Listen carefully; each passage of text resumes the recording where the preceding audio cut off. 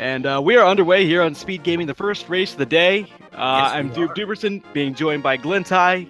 Hi. And we've got Cransoon and Yagamoth off to the races here. Both runners with a 3-2 record so far in the tournament. One of them looking to clinch a spot in the group stage. The other one, after losing this match, will have to vie for a spot in the playoff going on this weekend. We saw a map check just there from Yagamoth. I didn't even get a chance to check it. Unfortunately, I had to just refresh because I was still having this weird aspect ratio thing, but I'm fixed now, so everything's good to go. Yeah, things are sorted out, so that's good as we get a dual check up into the uncle's part of Hyrule Castle and a red rupee in that chest. Cransoon with a quick save and quit. And notably early on there, the tree pole yielded just a bunch of bombs, which obviously going to be really helpful as the runners make their way to Kakariko Village here pretty shortly. Absolutely, especially from a routing standpoint where the game actually assumes that you have 10 bombs at all times. And obviously, as we can see here, as both of the runners are dashing quickly, they both picked up the boots from the uncle. And that's nice. A pretty nifty item to pick up in the early stages of a run. Now, if we only had blue mail, we could also call it a Sonic the Hedgehog run. Oh, and the sword right off the bat. That is very nice to see in the beginning of Escape.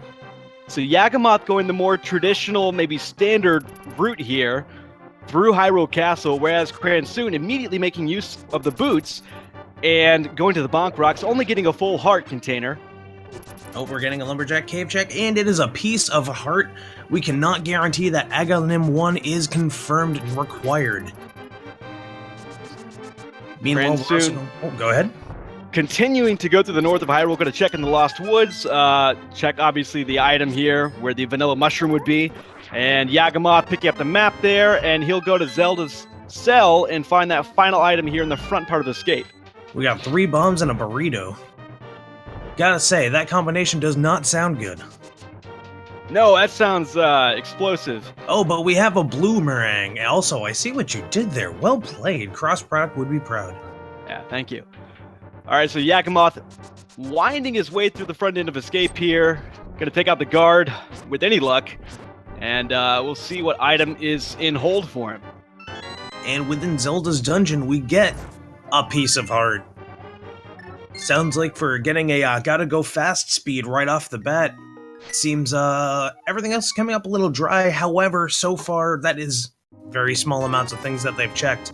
Going into Blind's hut in the basement, we are going to find out exactly what is there. And the first chest we have... No, 300 rupees, not bad. We have the lamp! Early lamp. It feels like that's been a bit unusual in seeds that I've seen recently. Yeah, that is not as common in V26. Normally you get all the other items suggesting it first, or suggesting Aganim 1 first. And of course, the lamp is a really confounding item because so much of the game as you progress and you don't have the lamp, you begin to wonder, like, what is logically, like, the path I'm supposed to follow, because there's so many items and so many locations that might be behind a dark room. Right you are. And as we've also discovered in the past, sometimes that logic does require double or triple dips in the most ludicrous of ways. Meanwhile, inside of the well, we have a piece of heart.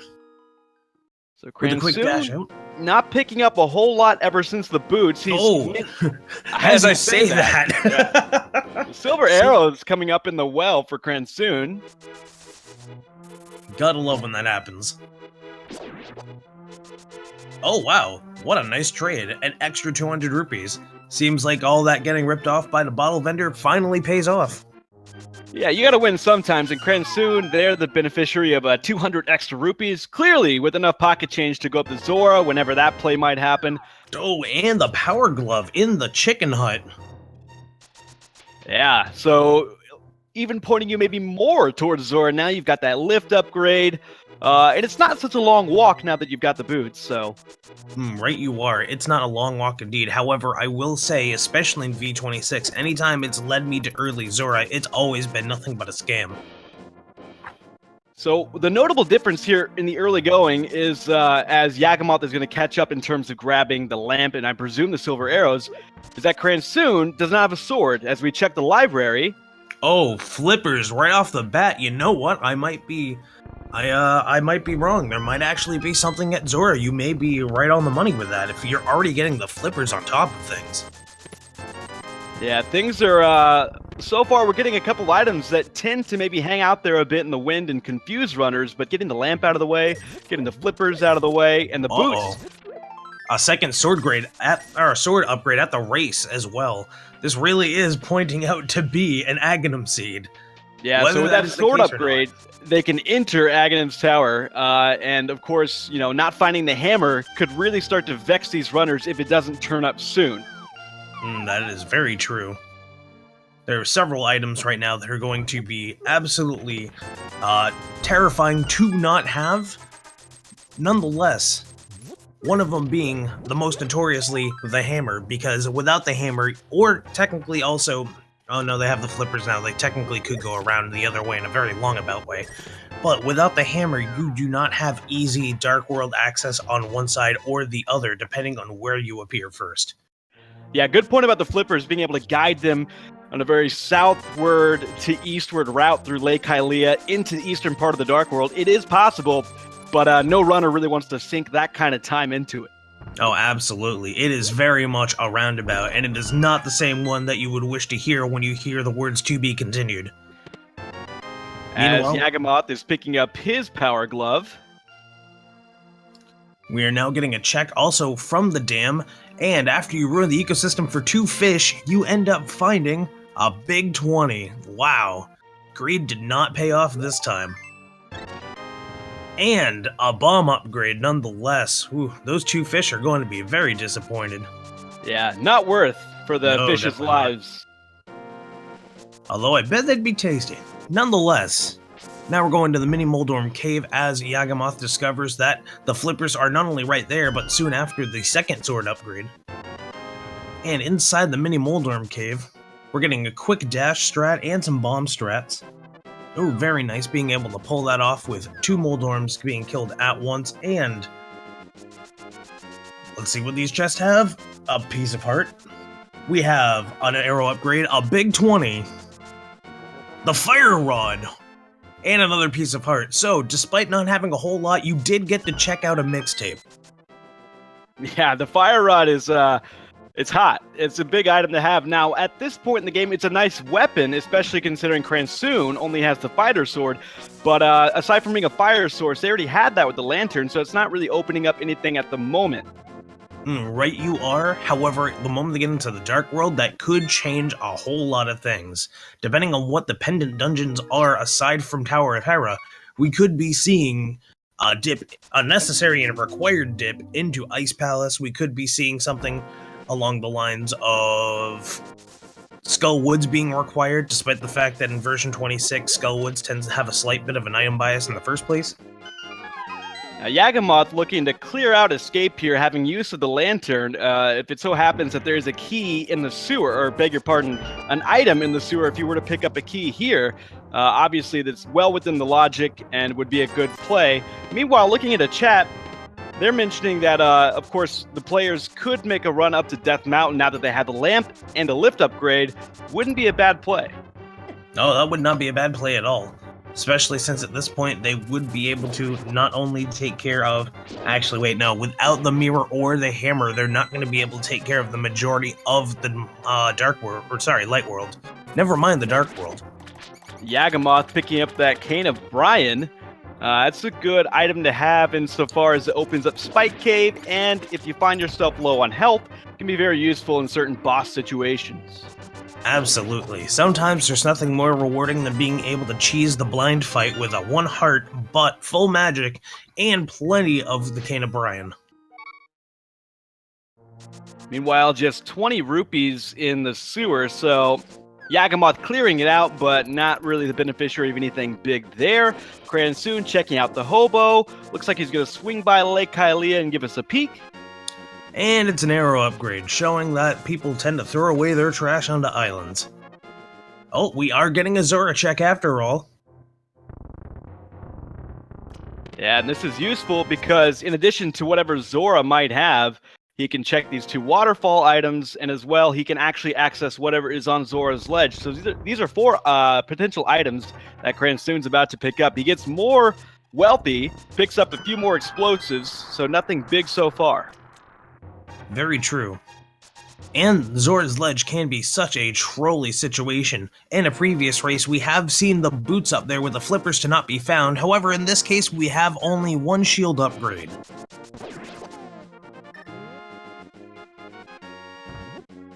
Meanwhile, Yagamoth has done a little bit more in terms of checking out Hyrule Castle and the escape. So he looks like he's behind Cransoon here, but as you see, he's got that 2nd sword upgrade. Cransoon, though, picking up some literature. Ooh. Take a look, it's in a book, Reading Rainbow. We finally have the book. That actually now, in all of the logic, opens up entirely Desert Palace. Cransoon buys what he wants, he takes what he needs, he picks up a book he'll be sure to read. Reading is important, after all, especially if you're trying to get into Desert Palace, or you're trying to read the pedestal, or you're trying to read a tablet. And Cransoon is going to make immediate use of that book and going to have a look at Desert Palace. Now with the boots, with the lift upgrade, and not just 1, but 2 fire sources, he can actually full clear Desert. We know it's a pendant, but of course in version 26 of this, checking out pendant dungeons is never a bad idea. Absolutely not. If there's 2 things confirmation bias has told me, it's version 26, check pendant dungeons and check Skull Woods. Especially if Skull Woods is a pendant dungeon.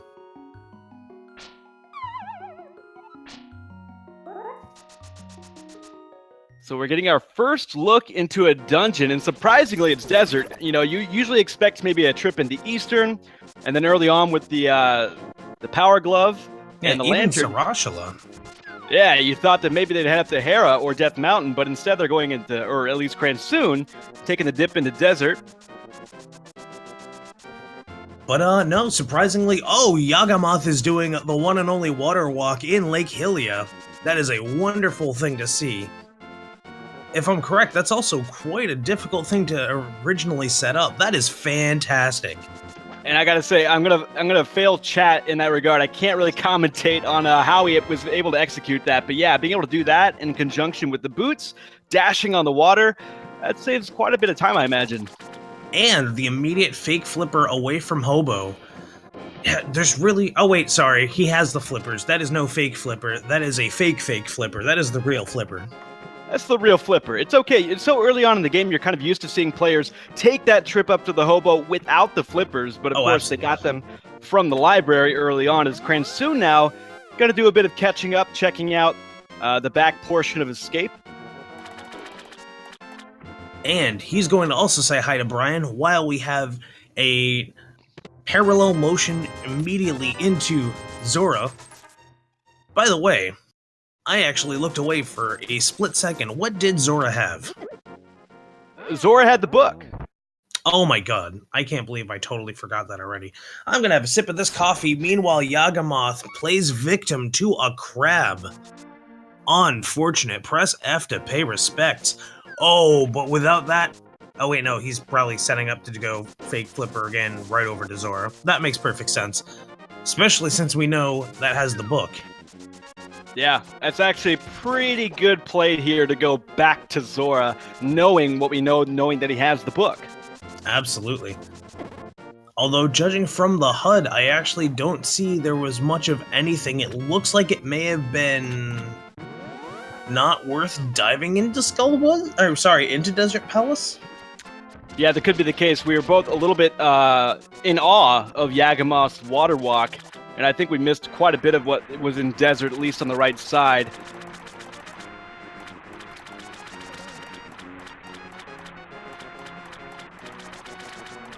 And so again, these players kind of retracing each other's steps. Yagamoth going to finish the task here, going to Zora to pick up the book.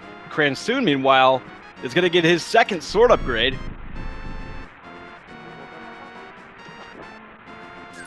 And then after that, not a whole lot in the rest of the front of Hyrule Castle here. So a save and quit from Yaga. It'll be interesting to see if he decides to make the play on Desert, or if we get our first look at Death Mountain. Instead, it looks to me like he's probably going to Desert. Not a bad play, as we know. Realistically, we were seeing questions of, you know, how far is Cransoon ahead? I would actually argue that neither runner is significantly far ahead or behind right now, because all we really have is a couple of intels. For instance, the only thing ahead of Yagamoth Cransoon is knowing that there wasn't anything much of value inside of Desert Palace, which, as anyone can tell, it's kind of not that important at that point. It's kind of like saying, oh, this person's got flames on their car. They're automatically going to go 5 miles per hour faster. It's so insignificant and probably inaccurate that it wouldn't be fair to anyone else intellectually to say one person is better than the other or ahead of the other. I don't know. I always put my money on the guy with the flames on his car personally, but, you know. I mean, anything that looks like a Hot Wheels car has my vote. So Yagamoth going to Agana, picking up Triple Boom. Cransoon finishing out the escape, and now it looks like we'll finally get our first look at Death Mountain, see what the old man has. Very nice, and this time it's actually not even a sequence break because you actually have the lamp, so you don't have to use your sword to figure out where the heck you're going. Right, so anything they were to find, now of course they don't have the hook shot, they don't have mitts or the hammer, so they are limited in what they can explore, also without the mirror. So Death Mountain not going to yield everything that it's got to offer here in this first trip, but certainly a chance to get a little more intel, seeing what's inside a Spectacle Rock Cave, and what's on top of it for that matter.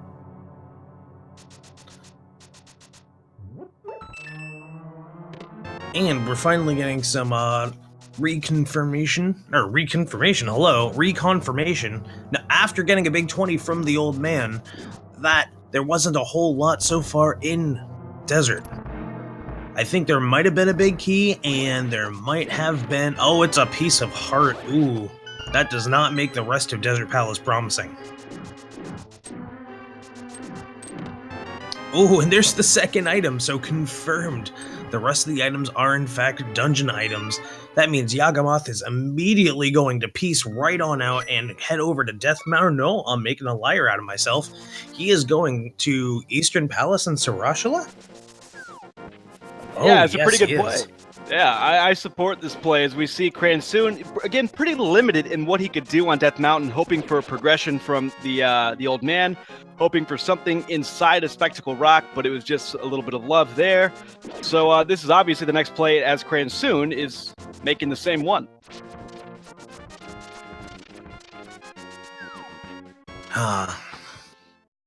Let's see.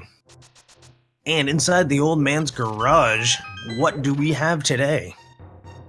We have the Ether Pendant, 10 arrows, and an arrow upgrade. You essentially cleaned out the junk from the old man's garage for free, but you might have gotten something neat out of it. I would almost call that a garage sale. Yeah, taking away his weapons and his magical, mystical pendant. Well, I'd be impressed if he stabbed people with arrows, but nonetheless, I agree. Yeah, see if that gives him any use. Maybe he's left the bow behind conveniently somewhere in Eastern Palace in his pseudo-vanilla location, or perhaps it's straight-up vanilla location. Both players are about to find out, as we've got a bit of sync going on here. Right you are. It is almost literally an interdimensional high five.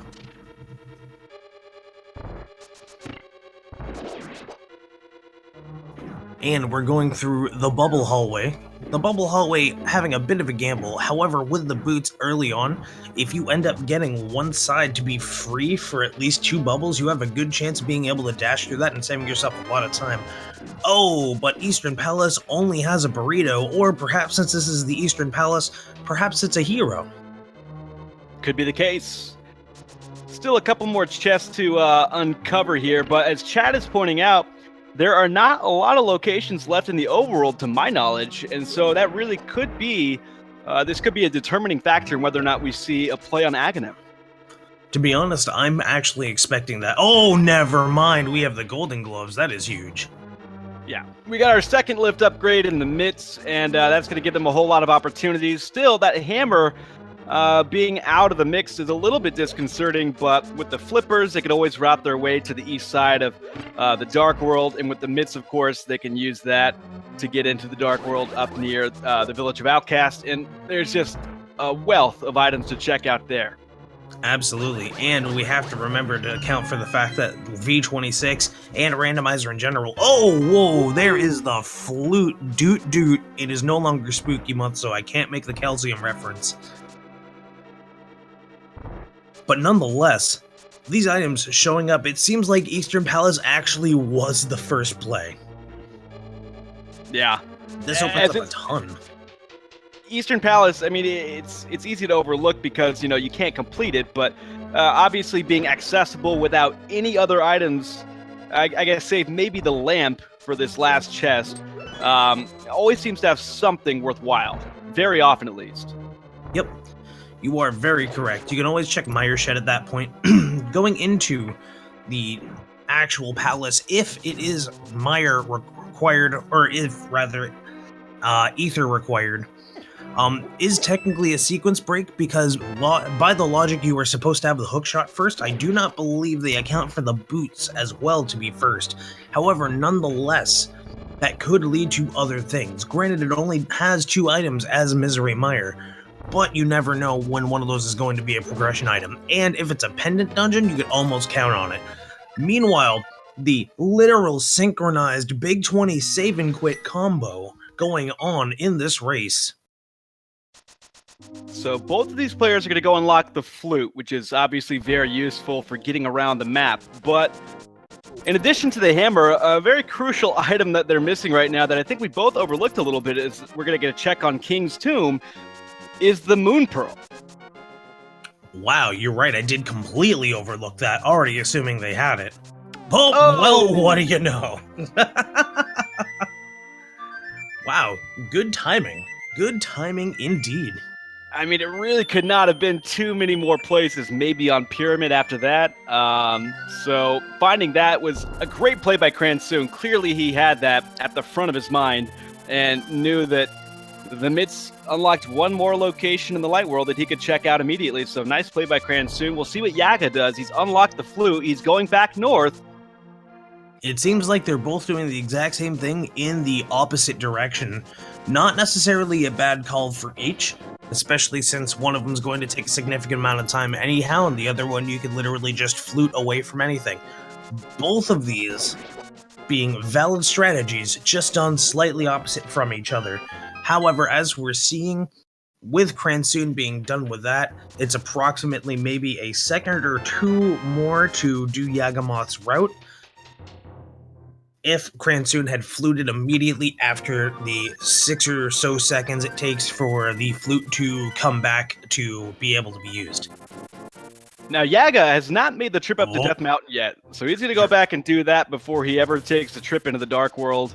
Now, I don't mean to cut you off, but I want you all to have a bit of awareness. Pedestal hype is going on, and Survey says, oh, it's an arrow upgrade. May both of your dreams be crushed. Yeah. Cransoon given, I mean, both of these runners, for the record, it seemed like they were giving chat a little bit of what they wanted. Yagamoth wasting no time. I mean, I think he knew he could have gone to King's Tomb.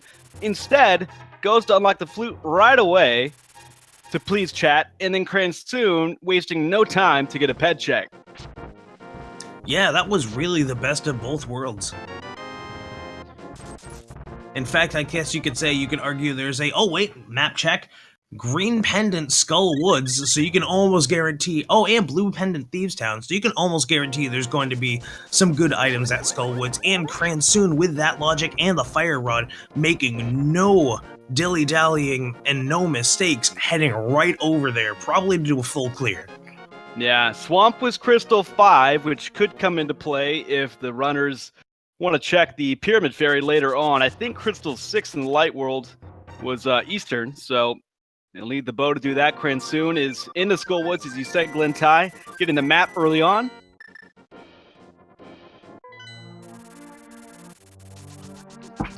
And the mirror, wow, now suddenly there's a little bit of vanity.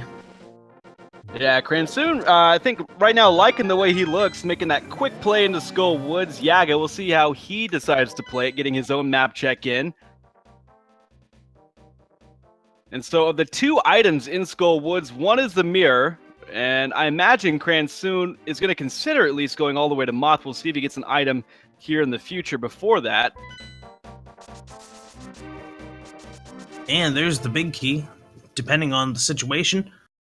Yep, it looks like he's going to not even take the second to even come back and guess. He is going full on the way to it. Or full clear on the way to Mothula, leaving nothing for the sake of efficiency. Ooh, a couple of frustration slashes after misaligning of the first bomb jump, and it's a piece of heart. Oof. With the dash back, you're now all set to head over to Mothula. You are free to slash a couple of tentacle bags. Yeah, oh, this is Cransoon. interesting. Yeah, he's got both of the dungeon items, and he's not terribly interested in Green Pendant at this time. They just entered the Dark World. There's so much to check. Cransoon, he knows where it is. He can go back for it, and it's a pretty quick play later on in the game. Right now, he's going to decide to check the overworld as Yaga picks up the mirror. You know, thinking about that, realistically, that's not a bad play. With only now, what is that, 7 hearts and green mail going into Mothula, that's not something you really want to take a risk on, especially when you have an equally skilled opponent. Oh, wow, I can't believe I just cursed Yagamoth while I said that. I apologize, friend. And the problem there is that Yaga did not get the second item, so he's going to hang out in Skull Woods a little bit longer and pick up that piece of heart in the big chest. Whereas Cransoon has long since noped out of there and is checking some overworld locations. There's the Graveyard Ledge, 50 rupees, no big deal. Didn't even bother to pick it up. He's already gone to Zora. And it looks like we're going to see a Bonk Rock check? Yes, we are. Not a bad call, since that was one of the few locations that, oh, well, made a liar out of me. Cransoon actually checked the Bonk Rock. It was pretty much after he got the boots, he saved and quit, went to the sanctuary. It was the first thing he did immediately after that. Oh, okay, yeah. Never mind. That was one of the things I must have missed when I was refreshing. Oh, Bombos in the C-shaped house. That is the second time within 2 races I have seen that. In fact, I think during the Willard J. Bradley race, that was exactly where Bombos was as well. Never sleep on the C-shaped house. Cransoon is clearing out the village of outcasts, whereas Yagamoth looks like he maybe wants to get a pet check of his own. Not a bad call, especially since you never know with version 26, and with all the placements, it would be anybody's luck to find out required item. Fortunately, as we already know, that is not the case. Yeah, the hype is significantly less hype, if you will, than it was the first time, of course, as we know that it is not pedestal required. That said, Cransoon picked up an interesting item there in the chess game. It's our first bottle, had a bee in it. Praise be to B-Torp, we have that bottle. First chest in Thieves Town, we have the big key. Let's see what else is also going to be going on in Thieves Town with Cransoon. Oh, and in the same time, we're getting a Mire Shed check. This could be huge for either runner. Depending on the situation, both could be the play. Oh, we can now confirm that it certainly wasn't the Mire Shed. However, that does leave Checkerboard Cave, which not only has had significant items in the past, but has usually had significant items in the least expected of seeds. Mushroom in Thieves Town for Cransoon. Oh, it's fetch quest time. And 50 rupees in Checkerboard Cave. Never mind, false alarm. Checkerboard Cave is disappointment once again. Speaking of disappointment, I'm surprised no one's gone into Hype Cave yet. Yeah, it has been relatively recent since they've really been in the Dark World. But I'm also a little bit surprised. It's usually one of the first things we saw in the last tournament in version 18 Logic. But with version 26, we've definitely been seeing a significant difference between the two, because Hype Cave, normally, instead of having some sort of hype, is kind of like the epitome of the disappointed dad face cave. Now this is an interesting play on Yagamoth's part. Diving into Mire, there are 2 unique items in the dungeon. However, he does not have the King of Samaria. It is a crystal dungeon, and it was Ether to gain access, as we see there. But we'll see if he finds it's kind of a bold play at this point in the game. It is a bold play, however, it also leaves less to be interpreted.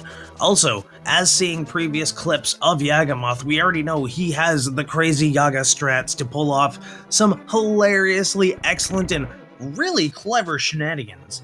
For instance, bombing yourself to avoid getting hit by the eyes and the laser by Vitreous to only take 1 heart of damage instead of taking 2 to 4 hearts of damage. Now that is some shenanigans. Also, he ended up picking up Quake from the bridge chest.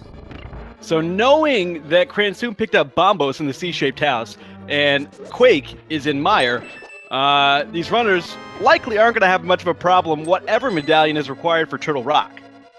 Unless for some reason it's a new medallion that we've all been led to not know existed.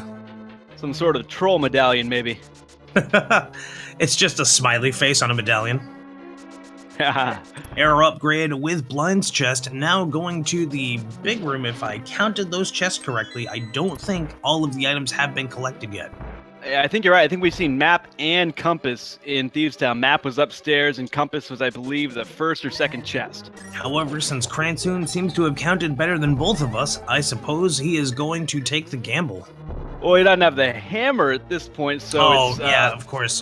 Why would he take the gamble without the hammer? It's at that point not a gamble. It's, well, I might have to come back. Now, he's not going to turn away from fighting blind at this point. He's going the distance here. It is a pendant dungeon, but he does notably have only 3 hearts. Ooh, that is 3 hearts, true. However, we have to remember he does have the Cane of Samaria as well. So in the event that he gets worried or touched by one of the heads for 2 hearts, he could just say, you know what, cane time. However, in that hypothesizing, wow, I can't words right now. Nonetheless, while we were debating on that, Cransoon made super quick work of Blind, and Yagamoth opened the big chest for a single small key. And yet another small key for Yagamoth. Looks like he's going to have to go through the long sequence of waiting for about 16 to 20 seconds before finding what item lies behind the cutscene chest. You know, I've heard it said by the Virginia Beach rap duo The Clips that keys open doors. I don't think they meant those kind of keys, but Yaga's got plenty right now. Down to 1 heart in Mire. He's got to try and find that second item. Meanwhile, Sick Kid only had 20 rupees for that bottle. You are correct. You know, and much like another infamous music group, I've heard that all that glitters is gold. However, we've seen a lot of things shine and sparkle in this game that aren't gold. Bad joke aside, we're now going to see the digging game.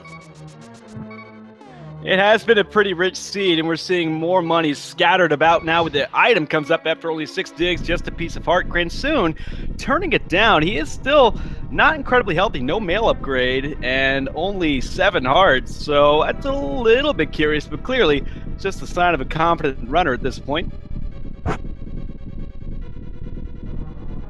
Meanwhile, we're now seeing a check for Senior Frog, even though we don't have the hammer, so he's not going to dance with Senior Frog in the moonlight, but he is going to return him to being the breadsmith in the light world.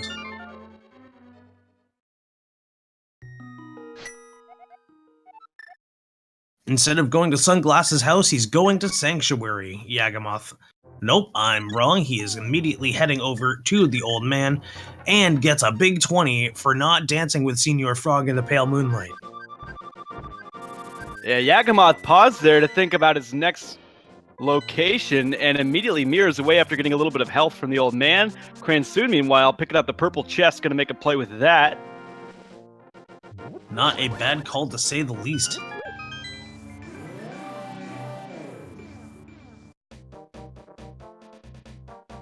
And along the way, I imagine Cransoon's going to check out the cave here south of the Grove using the mirror. Probably check out Stumpy as well. Certainly not a bad call at this point. And as we're seeing in the chess game, once again, a bee in a bottle. Ooh, Ice Rod picked up by Cransoon. That's a required item, of course, in only 1 spot in the game, but it's an item that can be almost anywhere save Ganon's Tower or behind Trinex.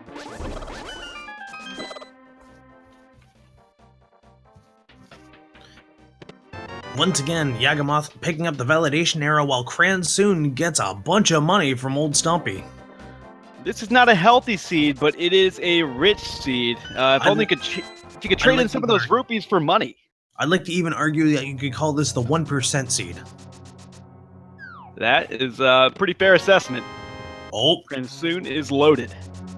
And it looks like now that we're, immediately dropping the purple chest for later, looks like we're going to a hype cave.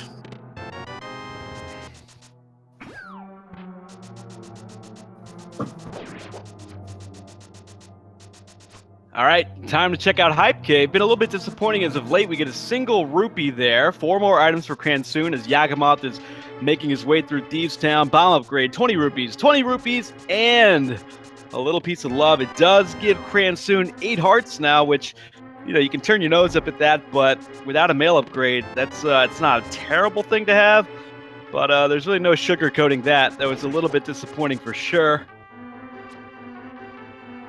Now picking up that purple chest, gonna wind his way down to Gary, our exiled thief.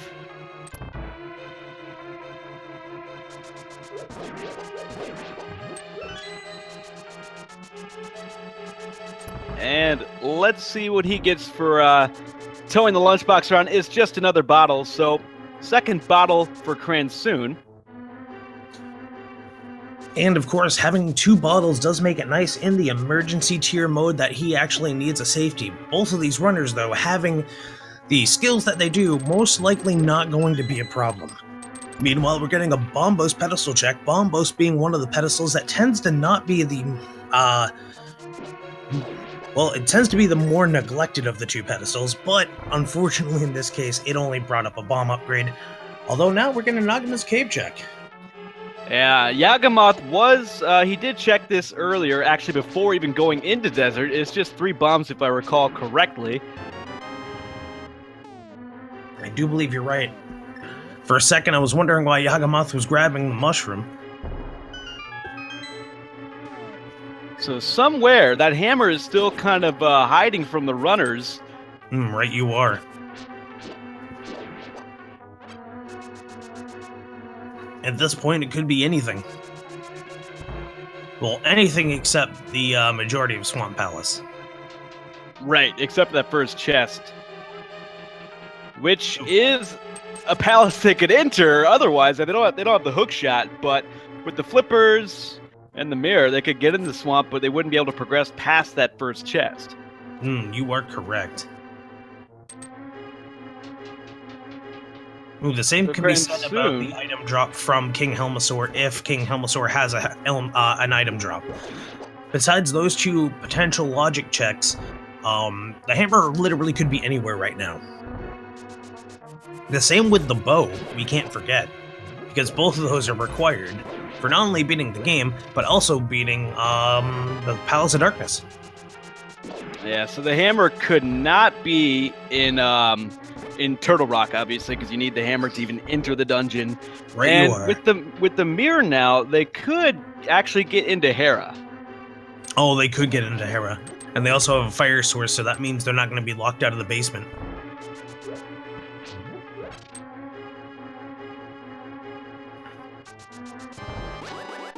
So Yagamoth is taking on Blind for his blue pendant. Cransoon turns in the mushroom for a measly 5 rupees, but in the meantime, he's going to release the bee, much to the chagrin of chat, and pick up a couple of potions. Sometimes you need a little bit of blue goo kawaii to make sure you get through the day. That's a pretty solid play from Cransoon, again, considering that right now it's not a very healthy seed, and both runners are still stuck on green mail. That is unfortunate. An entire green mail run, while doable, is still not something you want to have to deal with. Meanwhile, we're getting a sword spin speed check, or a speed glitch, and up the stairs in a much quicker pace Cransoon goes to basically fast forward walk all the way to the Dark World. Yeah, so with the book, Cransoon, I imagine, is going to check out the Ether tablet while he's up here, then dive into Hera, which is fully completable. But beyond that, still pretty limited in what can be done without the hammer or the hook shot here on Death Mountain. Ooh, that is true. We are missing several required items.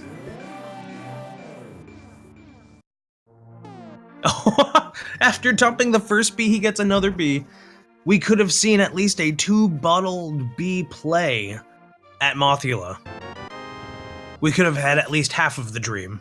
Yeah, I think we've been robbed on that in that regard. That would have been pretty exciting.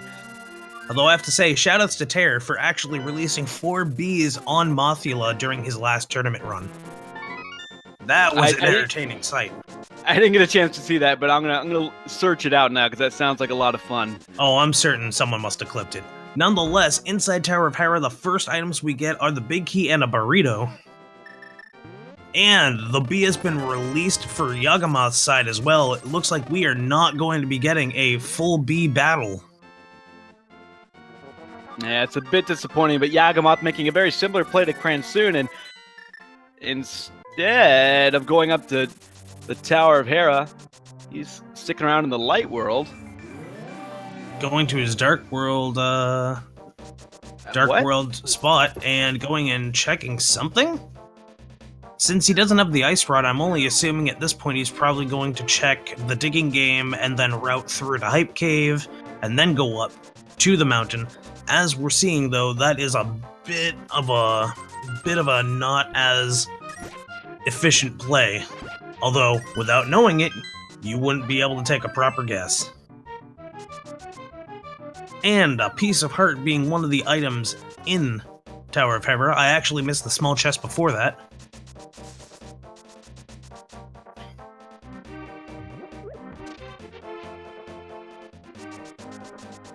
Am I crazy, or did I see Yagamoth mirror from the light world a few minutes ago?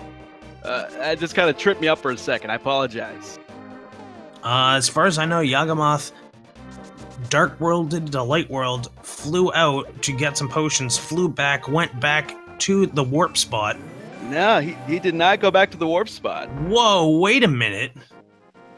Wait a minute. Oh, he had his portal there left over from when he did warp out. Okay. Beg your pardon. Sorry. No, wait, that's double weird, because he also ended up going back into the dark world in the middle of Kakariko. Right, but his warp spot from when he mirrored was there still. He mirrored out of the dark world in Village of Outcasts, flew out, flew back, and got back into his warp point. Anyway, Cransoon has downed Moldorm. That's his first crystal. And never to let anyone tell you ADHD isn't real, kids. Because I certainly missed that entire section. So we'll see what the next play is for Cransoon. Looks like he might be making a trip down to the Ice Palace. Not a bad play. It is required. It would be good to get that out of the way, especially relatively early. While it's unfortunate that it will have to be a full clear instead of a go mode Ice Palace, you still could save some time in the event that you either get a key or find an item on Vitreous and go mode to Vitreous. So our first trip into Ice Palace, and we are running out of spots where we can reasonably expect the hammer to be. Right you are. On the bright side though, if they really wanted to get over to Catfish, all it would be is a flipper jump away. Yeah, that's a good point. And of course, they will not be able to clear Ice Palace unless the hammer is inside. Cransoon going with some bomb strats on the penguins. Oh, that's true. They do need the hammer. Ooh, that is not good. That is quite the gamble to take.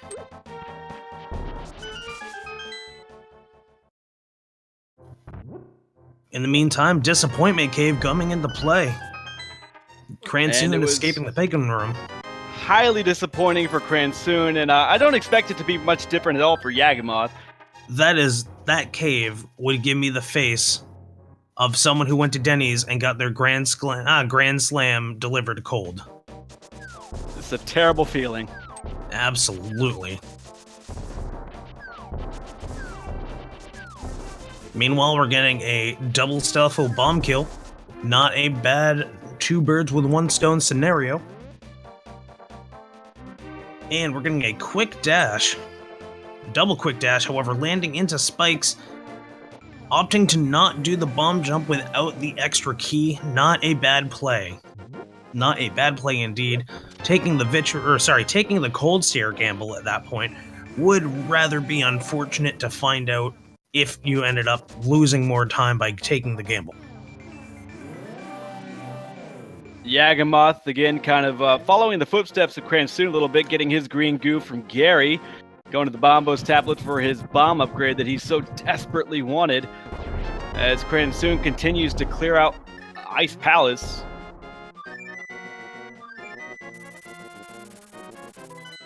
And now that he's going to send a blaze and show the mixtape to the Blue Man group, he opens up and gets a key.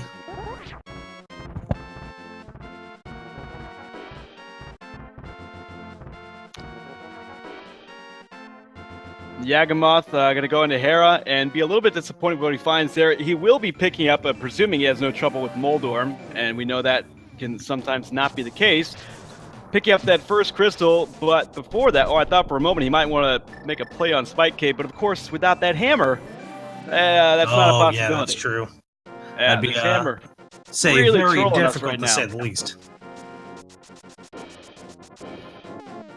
It seems like everything that was in Ice Palace turned out to be a bit cold. And Cransoon maybe having second thoughts about dipping out on Mothula. To be fair, I do believe we saw at least one item. I think maybe two. Oh, nope. Decides to not fight Mothula just yet. Where is Cransoon going? If I'm correct, both runners have saved Senior Frog. Jeremiah has been returned into the blacksmith. Yeah, your guess is as good as mine at this point. He's already done the mirror cave right there. Looks like he's maybe expecting to be trolled by Swamp Palace. Maybe he thinks the hammer could be in that first chest. Oh, that would be well, technically it would be the second chest because we know that Swamp is Swamp is not required. That we know of. Ooh, this could be first or second chest gamble is not necessarily a bad gamble, especially out of desperation of not wanting to go to Aga 1. Then again, you wouldn't need to go to Aga 1 at that logic anyways, because you already have everything else. Oh, and we have the setup for the Yaga Bomb. Going and doing it in 2 parts instead of 1 part this time. The Yaga well Bomb played being there. It's always beautiful to see that swag strat. So the first chest there in Swamp, as we know, is a Oh. guaranteed key. So when I refer to that first chest in Swamp, I'm more or less talking about this chest. This chest, for Cransoon to do anything else in this dungeon, has to have the hammer. Right you are. However, there also have been a few very unlikely but still plausible times where Swamp Palace was not required and the first chest happened to be the item required for other dungeons. We have seen the fire rod in that first chest before. It is rather unlikely, but nonetheless super trolling. Speaking of trolls, we are now at Troll Dorm. Hope you all got your Think Dorms out. And never mind, just as quickly as I said that, Troll Dorm goes down with the quickness. Cransoon making his way around town, walking fast, faces past as he's homebound, but no, right over to the Eastern Palace side, or technically it's Palace of Darkness. Oh, we're getting a pyramid check. We may also be getting a catfish check. Yeah. As we saw there, Cransoon painfully, even with boots, having to swim a lot of that distance, having to make the long way around here to get to the eastern part of the Dark World. Finally going to get to check the pyramid, and it's just 50 rupees. Ooh, the price was not right with that one. Cransoon not even deciding to check catfish. That may end up being... It's a little risky, especially going up to Palace of Darkness without either the bow or the hammer. Yeah, but at this point, not having the bow is almost a secondary concern, because that hammer, we're running out of locations. Now, interestingly, kind of as you pointed out, not checking out catfish there since you're already in the area. It's interesting. See, I agree with you on the bow. However, when it comes to Palace of Darkness, you're equally locked out of places, and rephrasing, you're equally locked out of places because to actually access 2 chests, you do need to have the bow to kill 3 mimics. So even if you were to have the hammer, if you didn't have the bow, you could still technically get bow locked out of Palace of Darkness, which is super unfortunate when that ever happens. So keeping our eye on Cransoon in this first chest is just a key. Gonna mirror out, see if he sticks with it. Yagamoth is going to Graveyard Ledge, which we know is not the hammer. If I recall correctly, it was either rupees or health. I do believe it was a rupee. It was 50 of them. Yeah, I don't think there's a shop in Hyrule selling a hammer, unfortunately, as both these players with a lot of money, but not a lot of required items that they need, and they're running out of spots. Chat wondering a moment ago, maybe Yagamoth here in a moment going to make a play. The play that Cransoon did not make, going to Catfish. That is, you are correct. Cransoon taking the interesting route of making sure to go up here to the vanilla big key area first. And it's a big 20. Fortunately, with the logic of that, that means there's most likely a key in here unless he has efficiently bow-locked himself out. Nope, small key confirmed. Instead of saving and quitting, he remembers he has the mirror, bounces right back in, and instead of, decides to not debate any further and leaves Palace of Darkness, leaving the rest of those items to mystery. In all technicality, the bow and hammer could still be in there. Oh, Catfish delivering nothing, proving that Yagamoth just got catfished by Catfish. Wow, so the hammer's still not being found at Catfish. I'm really having a hard time even fathoming where it could be at this point. Chat, for a while now, people in chat have been saying that, it's possibly with Mothula. That green pendant, turning that into Sahasrahla, could yield the hammer. In all technicality, they're not wrong at this point. That is still an option. Especially since you can beat Mothula without requiring a bow. That does mean, by the logic, you could find it at Green Pendant Sahasrahla, if I'm going to pronounce it correctly. But since the meme is to always pronounce it incorrectly, shawarma. Yeah, Sasha has something. We don't know what it is. In fact, it could be worthless, but it's starting to seem like maybe he's got something pretty good. It's starting to, the more we have no items being found, the more likely it is he's going to have something very nice. Another interesting consideration could be the hookshot, because the hookshot immediately opens up a whole lot of overworld locations on Death Mountain where you could find the bow and the hammer. Oh, but right now the hammer is running out of places it can be unless it's behind the hookshot, possibly the bow deeper into pod. Ooh, or, ready? Hear me out on this.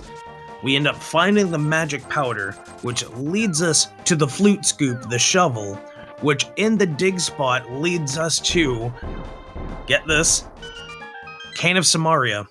Vitreous holds the hammer. Yeah, that's a really twisted scenario there, and I hope for really everyone's sake.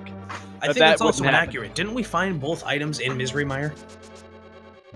Whew, really testing my knowledge here of that. The good news is that we'll soon find out, as Cransoon has made the dive into Mire, Yagamoth making the dive into Pod, and we know for certain that the hammer is not here, or at least not accessible unless there is one more item in Misery Mire. They don't have the Cane of Samaria. That would be super troll. Wait, no, hold on. Yep, nope, I stand corrected. Right now, I think the only chest we didn't see, or at least I didn't see, was the compass room. And I think Yagamoth actually did go to the compass room by going into Mire the first time around before going to the big chest. So unless there was an item in there, it's not likely to see the Cane of Samaria in Misery Mire. Yeah, so this is an amazing bottleneck right now, and at this point, all signs are pointing to Green Pendant. They really are, which is kind of... It's Green Pendant or the remainder of the chests in this immediate section of... Oh, interesting bomb strat. Doesn't even go to bomb the wall for the big chest. Picks up 3 bombs for his efforts. So we still have 3, 5, 6 chests, technically 5, where any of these items could be in Palace of Darkness. This could be real. So Yagamoth going on a bit of a sequence break here, because this is all technically bow-locked. And so it's possible the hammer could be in here if, for instance, the hook shot is behind the green pendant, and then the bow is somewhere on East Death Mountain. But he's really grasping for straws here. Cransoon, equally, befuddled. We've been in this bottleneck for roughly a half hour now. Absolutely. And that is quite a bottleneck to be in, because those 2 items are absolutely significant, not only to endgame, but a majority of the dungeons. And it seems so long ago, but if you'll recall, this seed started out really promising. Boots were the first item they found. They were on the uncle. Yeah, of all things. Oh, Yagamoth apparently did count and discovered, after not finding anything else, the only 2 items remaining in Palace of Darkness were, in fact, dungeon items.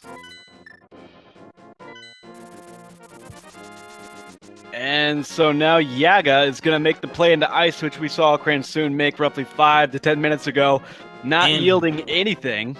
And if I'm correct, Cransoon is going for the challenge of, will screen transition chest actually yield something of value?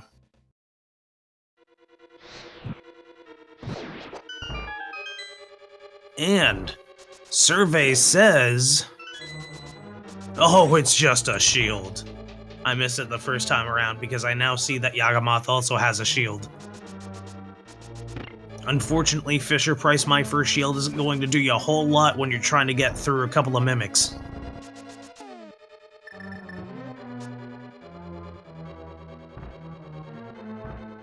And so without a whole lot of recourse, Cransoon's gonna go make the play into Skull Woods. Yagamoth going with the smooth bomb strats to get the frozen microwavable burrito.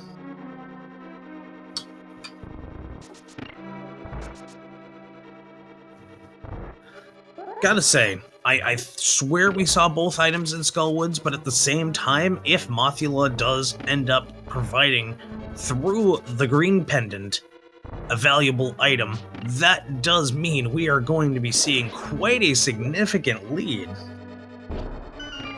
Also, how are we nearly an hour in and we still haven't had more than 1 pendant dungeon taken care of? That is incredibly rare for both of these runners. Yeah, well, and it's hardly on them, except for the fact that neither of them had faith in making this play on the green pendant. But they've been really scratching their heads and searching for a long time now. Cransoon finally making his way into the back half of Skull Woods, going to take on Mothula. And hopefully sooner rather than later, he's going to get that green pendant, turn that into Sasha, and see what he's holding.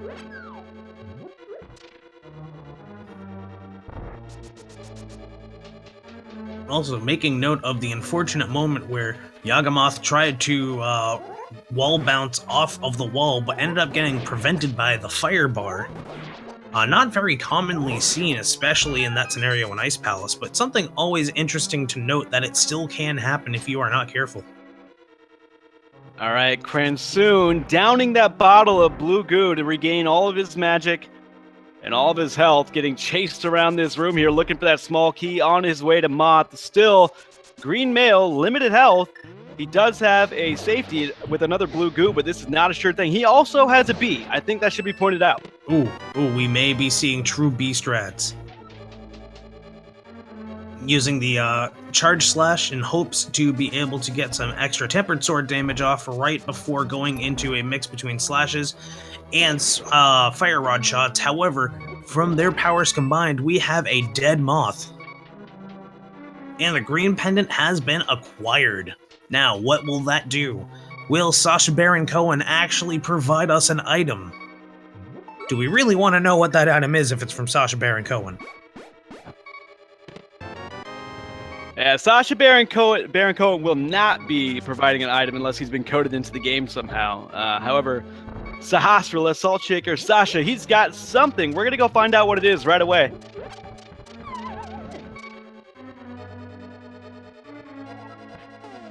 And this hype right now that's building, I gotta say, it's almost, not quite, but almost close to the hype that you would get with a pedestal check. Yeah, ironically, people are still being very hype about a pedestal check, even though that was one of the first things we checked in the game. Oh my There god! it is. The hammer is actually with Sarashala. Woo, the hammer!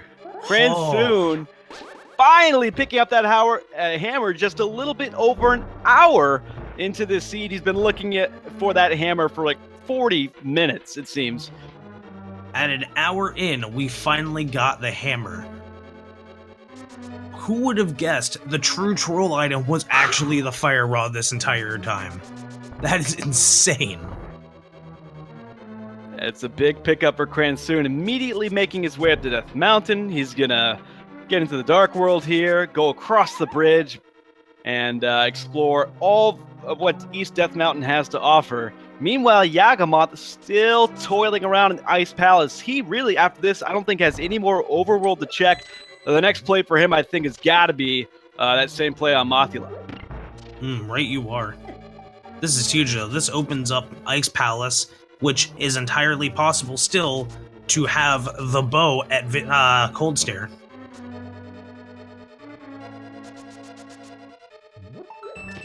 Getting a quick fairy check while we're... Oh, and we're getting a trip down to Spiral Cave in the traditional method of gotta go fast, instead of the equivalent of watching the band play on the Titanic as it sank. Yeah, Cransoon making quick work of Spiral Cave here. His first chest in East Death Mountain. He's been waiting a long time to get up here. And it's a big 20. Yagamoth really needing those $5, picking up the blue goo. Releasing the bee, picking up another blue goo. Surprisingly, holding on to the green potion instead of picking up a third blue goo, but I understand that process. Meanwhile, we're having a very, very smooth Dark World route, where you go into the Dark World, have it so you can go and check the bottom, fall down afterwards, immediately go back to the top of Paradox Cave, and then start your ascension up the Dark World eastern side of Death Mountain. Ooh, and this is not a good sign for Yagamoth. Sorry to interrupt you as Cransoon gets a heart container and some more rupees as if he needed them. I take that back. It looked like Yaga was going to go into Swamp hoping that the hammer was trolling him there, but now he's on the right track. This is good for him. Oh, that is very much a relief. That shows he's not too far behind. And Light World's being a bit of a bust. And now we're going to find out exactly what the Dark World side of Death Mountain has for us. We are still missing the bow, we are still missing the hook shot. Between those two, we can't really progress anywhere. So Cransoon has checked a grand total, I think, of 8 chests already here on East Death Mountain. He's got a whole lot of nothing to show for it. But surely there's got to be something here. I mean, there are more places to check now in the overworld with the hammer, for instance. The hammer pegs, deeper access into Swamp Palace, but it seems like there's pretty high likelihood of there being something good here in Super Bunny Cave. And just like that, you were half right, because half magic did show up. Yeah, not totally wrong there, but of course it's not a progression item, nice to have, but Cransoon surely a bit frustrated. It's definitely a nicer luxury item to have, especially when you still have plenty of things that require magic, such as Cold Stare. Yeah, Cransoon gonna do a bit of a sequence break here, not having the hook shot and that jelly trolling him, but he can check out one chest here in the Hookshot Cave atop Dark World Death Mountain. Out of all the jellies, that is the trolliest jelly in the game. Oh, we have the cape. You get Aghanim strats just for the fact that you said, okay, well, time to go. Wait a minute, we now have Spike Cave open to us.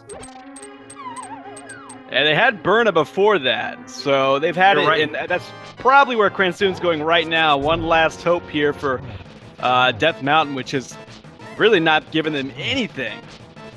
It's just funny because I didn't realize that until we picked up the cape, but because they picked up the hammer, we now have Spike Cave, and we are going to be seeing a check. If that's where the bow is, Yagamoth is going to be in a world of hurt. Ooh, and Cransoon waiting to the very last moment there to activate the Cane of Brian, even with half magic. And Yagamoth doing well to finish off Mothula there, getting his compass, but more importantly, getting that green pendant, which he'll surely turn in right away, pick up that hammer, and, puts him a little bit behind here, roughly 6 minutes behind Cransoon, but with Cransoon stalling out on Death Mountain there. On the bright side, because Spike Cave didn't have a whole lot of anything, and neither did the Dark World, as far as they could check. So long as he doesn't immediately head up there without tackling another pendant dungeon, such as another crystal dungeon, such as Ice Palace.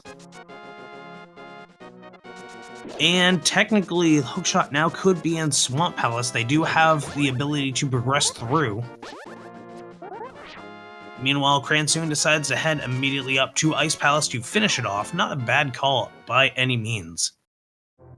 Yeah, it'll be interesting to see as Yaga picks up his hammer at 106. Surely not the time he imagined he'd be getting the hammer, but nevertheless, a welcome sign for him. He's going to go up to Death Mountain, as we know. Oh, check that.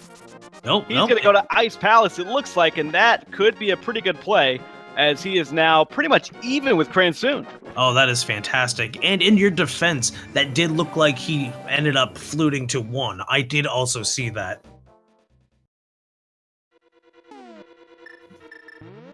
The only upside that Cransoon has right now is that Cransoon did pretty much full clear the rest of this dungeon, which means Yagamoth still needs to go through it looking for the hookshot or bow, as we know that will not be turning up anytime soon. Or, arguably, Yaga could be feeling like he fell behind and go YOLO mode, hoping to find something at Vitreous. Now we'll have to check a pause menu here. I'm pretty sure I just saw on Cransoon's that he's got the map and the compass, meaning that Cold Stare does have an item, if that's accurate. Ooh, and since we are likely going to be seeing another pause sometime soon,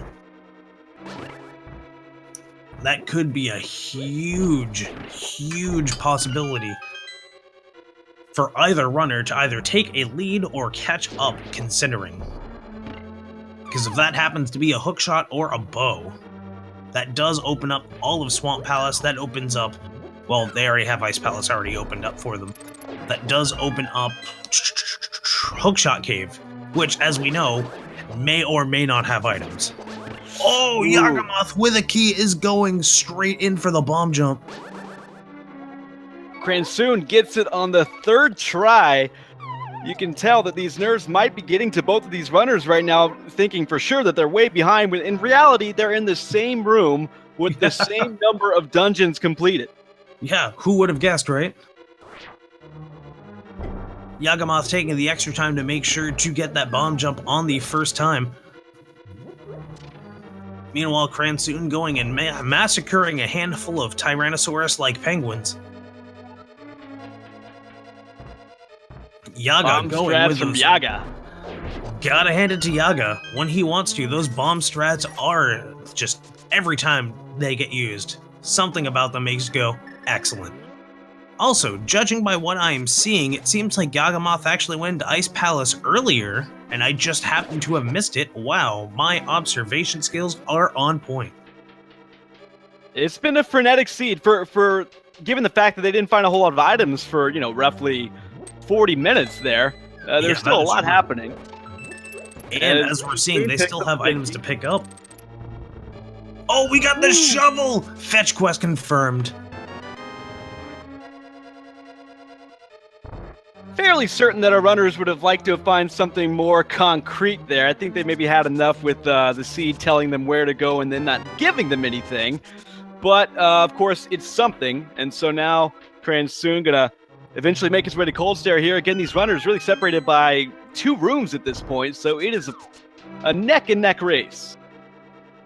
So at this point, that does mean we have one more item at Vitreous, unless... Oh wait, no, we also have the big chest. Oh, developments.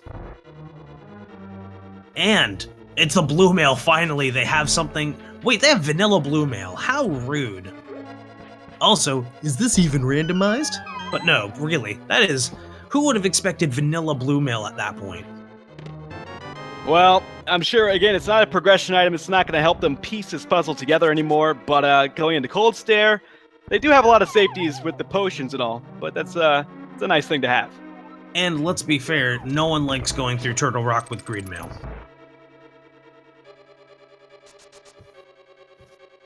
Which, incidentally, Turtle Rock was was pushed to the back burner for so long because they didn't even have the hammer to gain access to it. Of course, they still need the Cane of Samaria to even go anywhere once they get inside. Right, you are. So yeah, Turtle Rock at this point is just a distant thought. It's still a distant thought, however, that is one of the required items that are still missing at this point, which could be with the shovel, could be here with Cold Stare.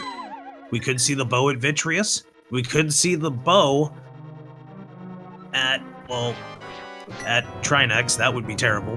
Or we might see a required item in the map, or in the room, that has a chest on the left side and a roller on the right. What I like to call the Christos dash check room. Yaga getting to Cold Stare a bit earlier than Cransoon, only has the Master Sword left, unless he decides to drink a bit of that goo and get some magic. Cransoon having the advantage of having half magic. Yaga down to one eyeball here. Oh, and with the double charge attack, gets Vitreous down. Oh, and it only reveals the last key. Woof. That is, it's nice to have the crystal down, but ooh, is that some rudeness. So, where do these runners go next? I mean, they've got the hammer now. There's still no hook shot, but they can at least explore Swamp a little bit more thoroughly. Yeah, the only thing they're missing at that point from Swamp is 4 chests. All those chests being, actually 5 if you count the big key possibly being on the other side of Johnny Knoxville's cave. I can't remember the name of it right now. Anyways, we didn't neglect the shovel was just recently found. Yagamoth, not taking any chances, is heading over to the the forest cave. Oh wow, hold on, I'm sipping this coffee. Making his way into the grove here and tempered picking sword. up tempered. Eat your vegetables, kids. We got a carrot sword. It's a pretty good pickup, but at this time, these runners are a little bit tired of improving their, their stock weapons. They need progression. So Yaga seems like he might be making a good play in his mind, but we've seen Cransoon take this route before, and the only thing really up here to discover is the half magic. And if you choose to go in Hookshot Cave without the hookshot, you can pick up the cape. But again, nothing really good in terms of progression. Ooh, it looks like he's taking the gamble and heading immediately into Spike Cave? Nope, he is going the long way around because he doesn't have the hookshot, because I thought they did, because the silver arrow is in the same exact angle and has a triangle at the top right, just like the hookshot, and I mistook the two. Oops. Anyways, we're going to see... Going with a rare bomb purchase at this point. He's all out, so I mean, yeah, got to make the purchase. He's got plenty of money. A lot of walking around money for Cransoon. That is very true. Although his stocks have dwindled a bit. I remember at one point he's well over 1,000 rupees, but I think he's been back to the witches twice to buy blue goo. Ooh, that is... To be fair, they did have green mail until an hour and 10 minutes in. I can understand that. I can definitely understand knowing the level of safeties you're going to need just in case, and then being glad that you have them. Now Cransoon remembering that there is an item left in Thieves Town. He's going to make the play here to check out the big chest that we left behind, what seems like, in all likelihood, was about an hour ago by now. So good job by Cransoon to remember these unchecked. That is something that you can easily forget, and arguably you could even say that I forgot it because I had just seen them clear Thieves Town and went, oh, no big deal. But you're right, without that hammer, they still have one item left.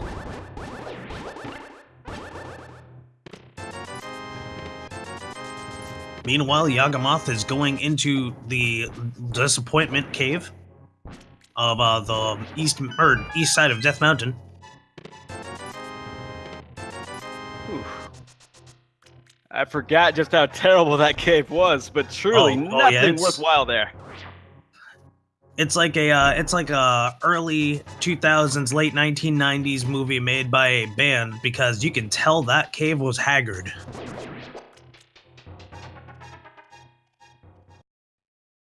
I'm leaving all the references of that one out. Anyways, now So Cransoon, as we see here, making the play to go to the big chest, an item that was tucked in the back of his memory long ago. Finally, we get a look at it's the Cane of Samaria. Oh, let's go. Woo. That is a big-time pickup. Cransoon, I'm sure, eager to put that cane to use, because now he can finish Meyer. He's got access to Turtle Rock because he's got all 3 medallions, and he's going to go ahead and do the pegs here because he still needs that hook shot and the bow. Yep, we have only 1 cane, and I would normally do... You know what? I'm gonna give it a shot anyways. That's gotta be Kane! By I'm not God. Phantom Rio. I'm not Phantom Rio. Shoutouts to Phantom Rio, but I'm not him. By God, King! Could have fooled me. That was a spitting image there. Thank you. Whew, so we catch our breath after Cransoon finds the Cane of Samaria in the big chest of Thieves Town, a chest they had to leave behind a long time ago. In fact, Thieves Town, I believe, was the first dungeon they completed. Yagamoth, meanwhile, making his way through Eastern Death Mountains still. Picking up that half magic, gonna take the dip into Hookshot Cave to pick up the cape.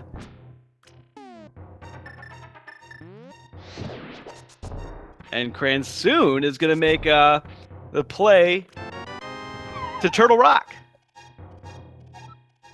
Oh, you're right. In fact, it does seem like we are about to go down to Turtle Rock. Down to Turtle Rock. However, we are seeing Yagamoth immediately head over to Spike Cave, also unfortunately yielding a whole lot of nothing. By the way, I just want to let you know that Fraggle Rock... I think that was a Fraggle Rock reference. Yeah, oh, it was. That didn't go unnoticed. I do appreciate that. Hey, good. no. Thank you. Thank you. All right, so Yaga doing the Spike Cave, which, as I recall, didn't yield anything. I think it was just health upgrade. It was indeed. Cransoon going to make the play into T-Rock. We don't know what medallion, or at least I don't know. It looks like Bombos have been marked, but of course it's immaterial because Cransoon's got all the medallions, going to use that Bombos, and there are 6 unique items inside of T-Rock, and then if you count Mimic Cave, that makes it 7. So there's a lot to be had here, and Yagamoth, meanwhile, heading back to Kakariko. Looks like he might be remembering that he needs to go back into Thieves Town. This is good. It'll keep him certainly on pace with Cransoon, behind, but at least within reach.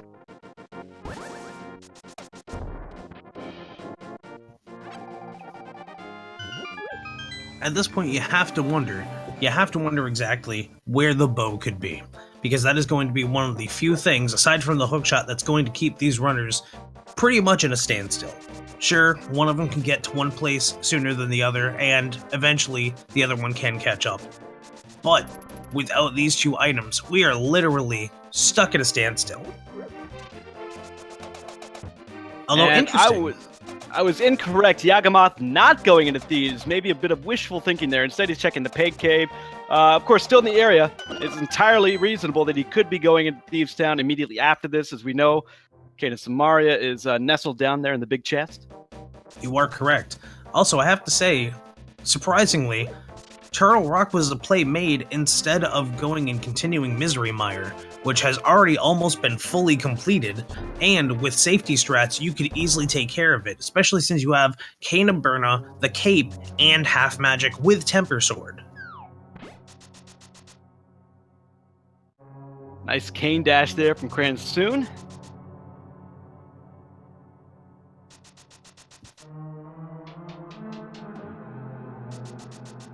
And Yagamoth making the all-important trip back into Thieves Town.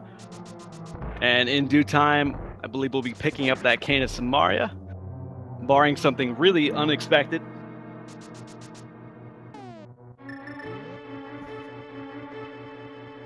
And we're now going into my favorite room of Turtle Rock, as in the one that kills me the most. We are going into the cameo room. And instead of using the cane dash strat, we are seeing the walk up cane strat, and he is just constantly getting blocked like this is a bad game of NBA hang time for the N64.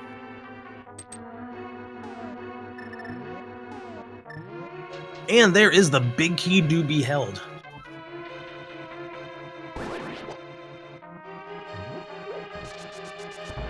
Yeah, Cransoon with a bit of difficulty there, getting a bit low on health, and you know, Turtle Rock, if you've got the powder, is actually a pretty safe dungeon because there's so many anti-fairies. But without that powder, he's going to really rely on the security of having those potions.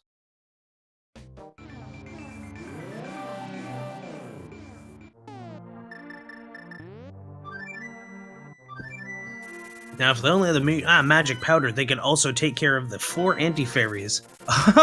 Oh, that's interesting. You get bunny beamed immediately into Vanilla Link.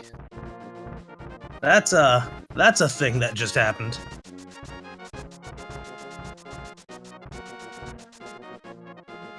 So Yaga with his cane in tow, also making the trip up to T-Rock. Again, just kind of nipping at the heels of Cransoon, but at this time, Cransoon with a pretty comfortable lead, but there's still a lot to be determined here, as the hookshot and the bow are still undiscovered, but plenty of chests coming up here to check in T-Rock. They've gone through a lot of keys. They've got the Mimic Cave coming up. And let's be fair, Mimic Cave has been a troll location in the past. We have seen the bow there, we have seen the lamp there, we have seen many items there. I think at one point we've also seen the hookshot there?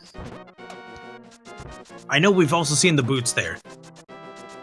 I'm going to say it's a safe bet that you've seen virtually every item in the game there. Almost, except for the mirror. The logic checks. Right. Except for the logic checks. All right, so Yaga making his way into T-Rock. It's already opened up for him. And with a smooth 3 slashes of the hammer, we find that, oh, it's just a heart container in, of all places, Mimic Cave. I wouldn't be surprised if we found something important in Mimic Cave. However, in this case, we can't say that the extra health would be important. Yeah, certainly not at this point in the seed. Is Cransoon going to make his way deeper into the dungeon? Of course, he's got the ice rub, which we found pretty early on. It was in the Mirror Cave south of the Grove.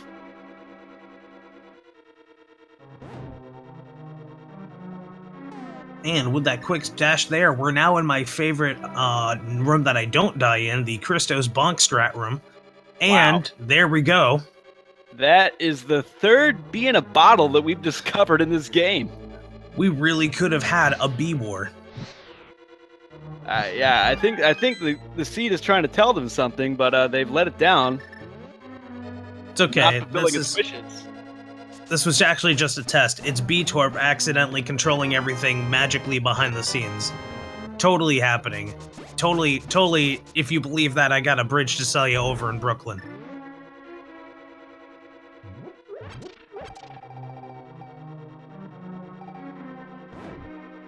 All right, it's time for the laser bridge. Cransoon with the half magic and the Cane of Brian. Gonna pick up 3 bombs. He's also gonna pick up the bow. Laser bridge with the bow. Come on! And the hookshot! What is this madness? What? Well, Cransoon, he's probably been pretty unhappy for roughly an hour now, but I think at this point, he's feeling a little bit better. It's safe to say Laser Bridge was the final cause for Go Mode. Yeah, that is Go Mode. It happened so fast, it happened so suddenly, but that is Go Mode. That is... wow. We are at 1 hour, 24 minutes, and approximately 15 seconds for Go Mode. That is... ugh. What is this seed? So Cransoon, obviously probably feeling a lot of emotions right now. Knowing him, he probably feels behind because it took him so long to find the hammer. But he's got everything he needs now. He's taking on Trinex with reckless abandon. Missing a couple of shots here on the ice. head of Trinex and finishes the job there, charging up that sword. Should be a formality from this point on. Pretty much at this point, it's now just textbook taking care of Trinex, making sure to get the double slash off and the single slash with the tempered sword, making sure that, well, in case that's a J, but in this case you can't say that Trinex held anything more than an L. Yeah, Trinex taking the L there, as he so often does. And interesting observations from chat I want to point out. There's still 5 crystals to go. We've entered go mode at a relatively, not terribly late time. You can arguably say we've actually entered slow mode. Yeah, in a way. It's still going to be a lot to happen. A lot of execution can determine the outcome of this race because there's just so much left to do. They're not going to be checking a lot of chests along the way. So, for example, Swamp Palace should be pretty fast. Oh, wow. Go mode Swamp Palace is the dream, though. So that is going to be fantastic. Yeah. And Cransoon, they've already cleared out pretty much all of Mire. They've got the big key. They're going to go straight to Vitreous. They've got the silver arrows. So they've got a lot of the tools they need to make this especially fast. But still a lot left to do as Yagamoth. Time is of the essence, as we know. He's picking up this heart piece, or heart container, I should say, in Mimic Cave. Not going to do him a lot of good, but he is just minutes away from getting the bow and the hook shot and entering go mode himself.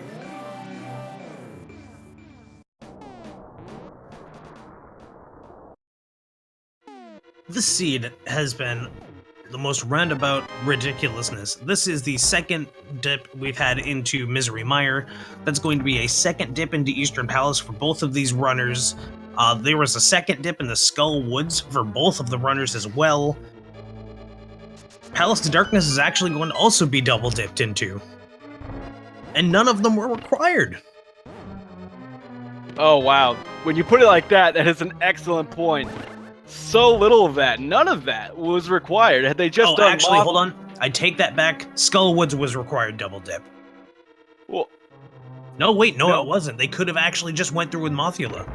Yeah, remember we discussed that when Cransoon mirrored out of Skull Woods, we thought it was a good decision at the time because he had limited health, not a great sword, no half magic. He did have the Fire Rod, obviously, but we thought it was a reasonable play with so much left to do in the overworld. Then we checked the entirety of the overworld only to go back to Mothula, and they got some things along the way. But wow, yeah, they could have done Mothula right away and gotten that hammer, and you can only imagine what this seed would have been like had they done that. As Yaga picks up that bow. Picks up the heart. Oh, for a second I thought he was not getting that last chest and I was going to be heartbroken. There we go, okay. Whew. Cransoon making his way up to the top of the tower of Misery Mire, and he's going to make sure to give quite an eyeful to Vitreous. Yeah, Vitreous getting done dirty right here by Cransoon. No problem with the silver arrows. Gets those 2 silver arrows into Vitreous himself. And that's Mire down for Cransoon. Yagamoth entering go mode, obviously. Almost exactly 4 minutes after Cransoon. So that's kind of the time we need to keep in mind as we measure the progress of these 2 runners as they go throughout the remaining crystal dungeons before going to Ganon's Tower.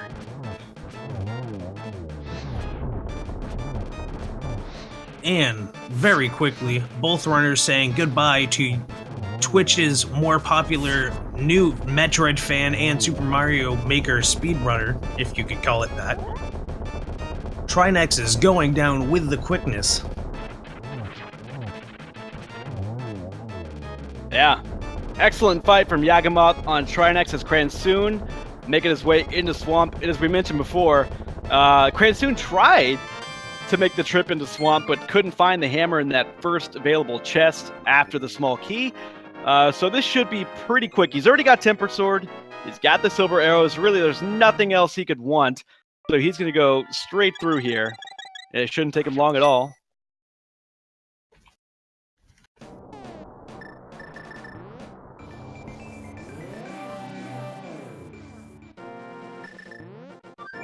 And once again, ruining the ecosystem for 2 fish, rather selfish.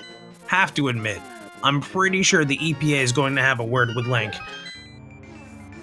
Oh, except he immediately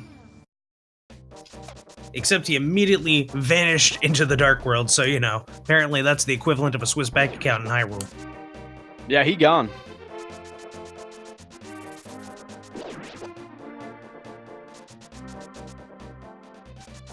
And so interestingly, Yagamoth is going to try and do the quick pod and Eastern combo here. Clearly, Cransoon is going to do this himself at some point. It's actually not a bad play because he's already right here. And on top of that, he can get them both done super quick, not have to worry about running through the majority of Eastern Palace again, just to be able to, you know, get that out of the way. And then he could easily go mode Swamp, which of the three, well, of the three, technically Eastern Palace might still be the quickest of the three, but go mode Swamp is infinitely easier than, you know, waltzing around hoping to go mode Swamp. Yeah, it's an interesting phase of the game where obviously the execution on the bosses matters quite a bit in terms of preserving the lead for Cransoon or, you know, making up lost time for Yagamoth. But really, at this time, we're just almost in a holding pattern because we don't expect to see any chests checked unless they're searching for a big key, which Cransoon is, or no, he's not here in Swamp, beg your pardon. Yagamoth, I'm pretty sure, already discovered the big key here in Pod through his extensive search earlier. Yep, he actually Yagamoth literally just picked it up in the big chest on the right side, meaning the bow was required for the big key, so you wouldn't have even been able to find it in the rest of the Mullet Dungeon. Shoutouts to Dr. Bobtastic for that reference, the Mullet Dungeon being the Palace of Darkness because it is very key loaded in the front to make sure you can access the back, so you can say it's business in front and party in the back.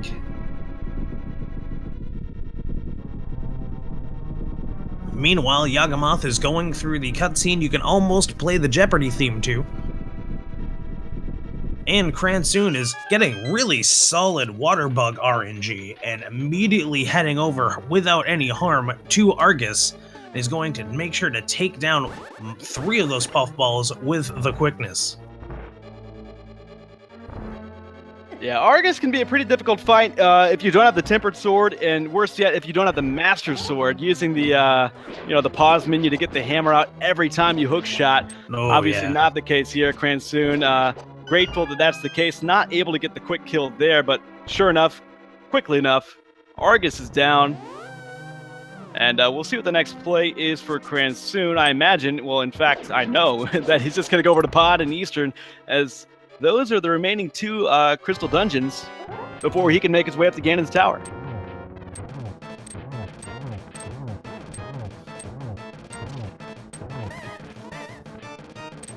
At this point, you have to wonder,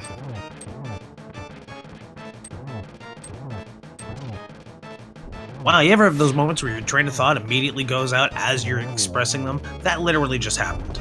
Fortunately, in the time I ended up blanking out, Yagamoth takes very quick work of King Helmasaur and is immediately going to make quick work of the Armos Knights to then return to Swamp Palace.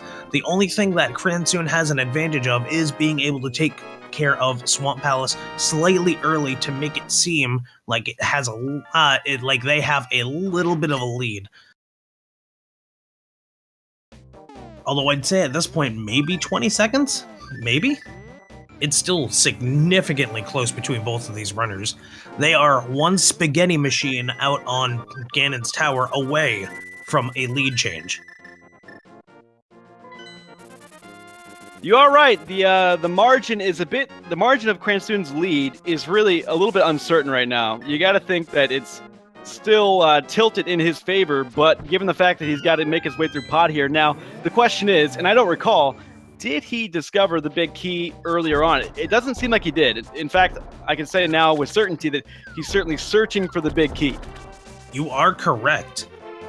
He did leave very early and did not check the back of the dungeon that much, so he could be taking gas and going to the right side to leave those out of interpretation. Fortunately for him, that is actually the right call for Palace of Darkness.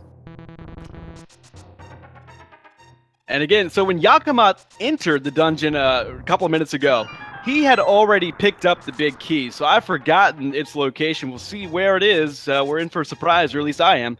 as Cransoon taking this route, I'm unless he did pick it up already and he's just making his way straight to. now curious why he didn't take care of Eastern Palace while he was over at Palace of Darkness.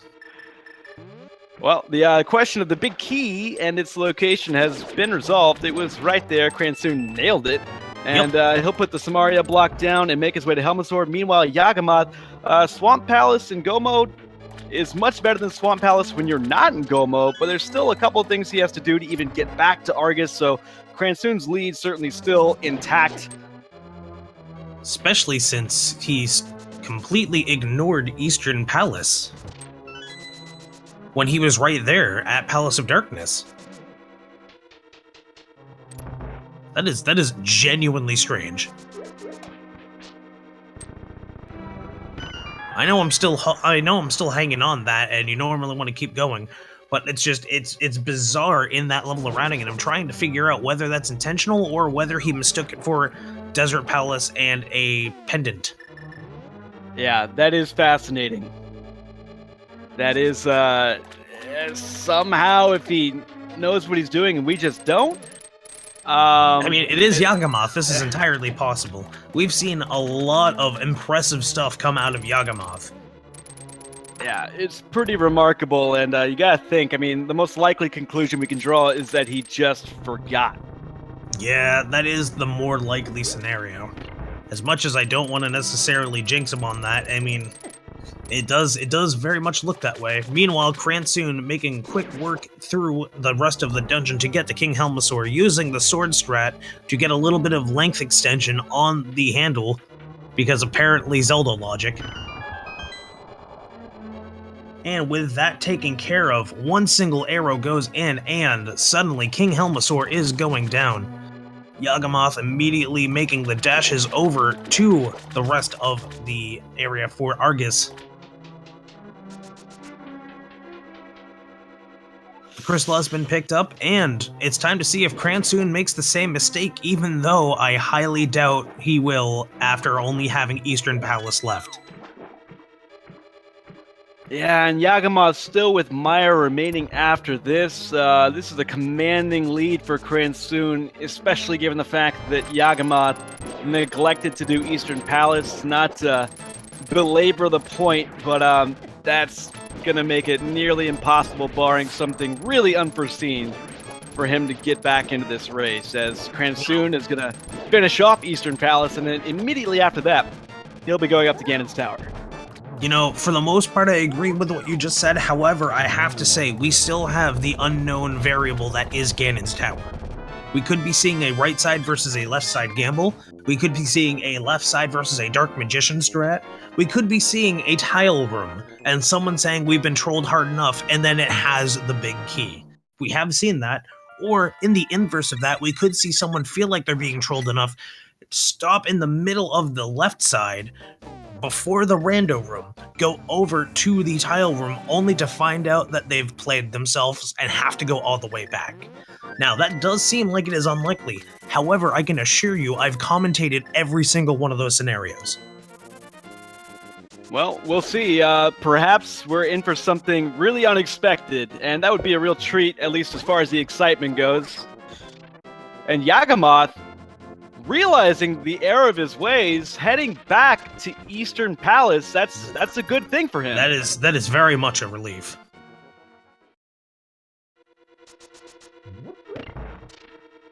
Interestingly, that does mean, despite being a dungeon behind, they are currently taking care of Eastern Palace at the same time. Cransoon, of course, though, is already at the Armless Knights. Should be a pretty quick deal here, and sure enough, you certainly are correct. Yeah, I'm clairvoyant. Typically, it's hard to see such an easy armless fight with these runners at this skill level. Of course, just kidding there. It was a foregone conclusion that Cransoon would nail that, and he did. You know, I would be stunned if he didn't. We're getting some frustration pulls? Was that some frustration pulls we just saw? I don't exactly see why. That or maybe they're just being silly. Cransoon, of course, we have to remember, just, has absolutely no idea what's going on with his opponent. And so, having been out of the hammer for that long, he's got to feel like he's behind.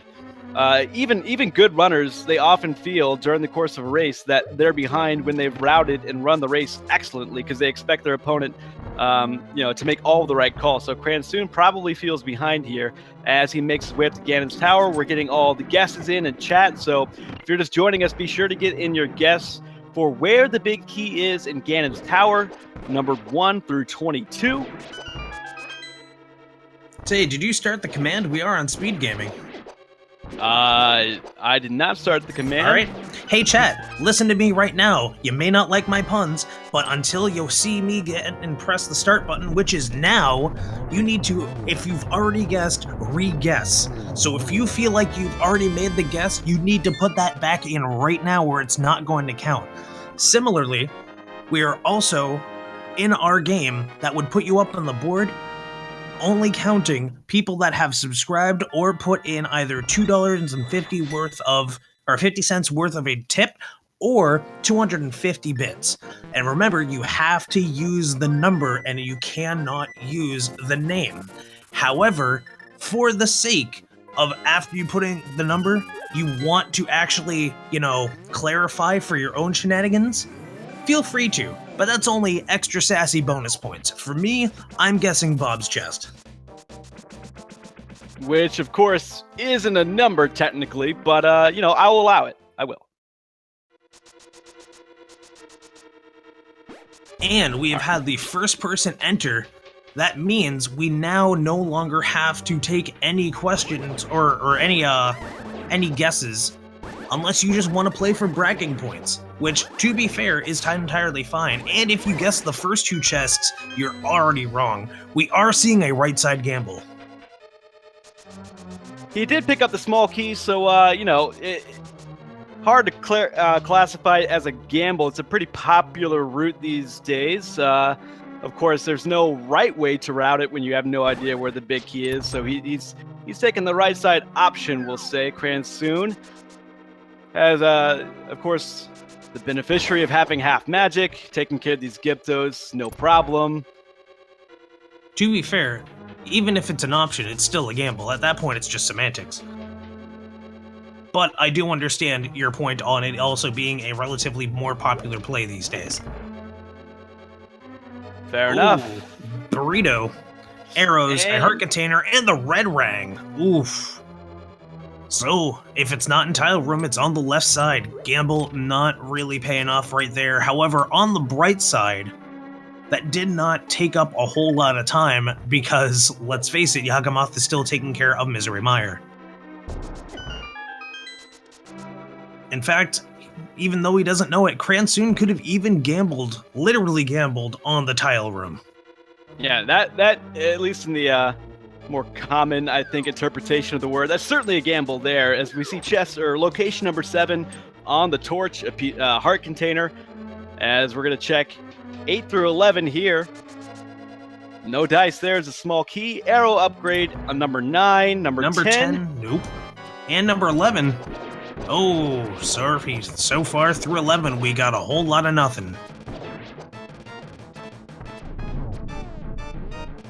All right, so Cransoon making his way deeper, going to the firebar room. This will be location number 12. Vitreous is down for Yagamoth. He'll be making his way up to Ganon's Tower. Right after this, another heart piece.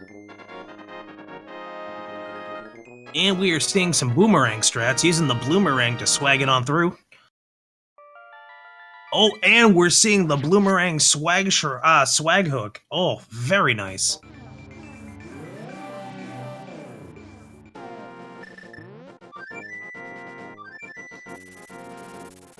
Alright, so Yagamoth is off to Death Mountain. This will be location number 13, if I'm not mistaken. It's just another small key, so Cransoon, not short on small keys there, has to use one, but we now are going into the Randomizer room, so-called, because this room is seldom ever entered, and in fact, I feel like a lot of people had no idea it even existed in the vanilla game. Yeah, you are correct. I didn't even realize this place existed. These will be chests 14 through 17. 3 bombs. We got the swag net. compass and 5 more rupees for his trouble. So now it's looking like there's 3 more chests to check behind Ice Armos, but after that, it would be Tile Room. But don't forget, we also have Bob's chest. Thank you. So 4 more chests before the potential Tile Room play. Right, you are, and let's be real. As much as I don't want a Tile Room, that's going to be super hyped to see if it's actually Tile Room and to see if Yagamoth then holds a chance. Will he literally take that gamble? Who knows? Bob! It's in Bob's chest! Wow, you called it. Thank you. I've noticed there tends to be a bias between Rando Room, Bob's chest, and the top right chest or top left chest in the 4-chest room with the 3 Skelebros. And of course, granted, yes, they are called Stelfos. Sometimes I just like calling them Skelebros.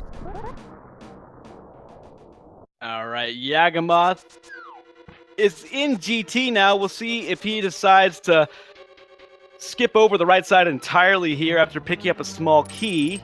It would help him make up a little bit of time. Arguably, or if he went right side and then immediately went through to Bob's chest. Yeah, that is a little bit less often seen. Yeah, less often seen. So we shall see. It would certainly help him out a lot here as Cransoon is making his way up the tower and entering the gauntlet. Taking out those Stelfos pretty quickly, getting a magic refill. Almost doing the what I like to call the Christos Cane Dash.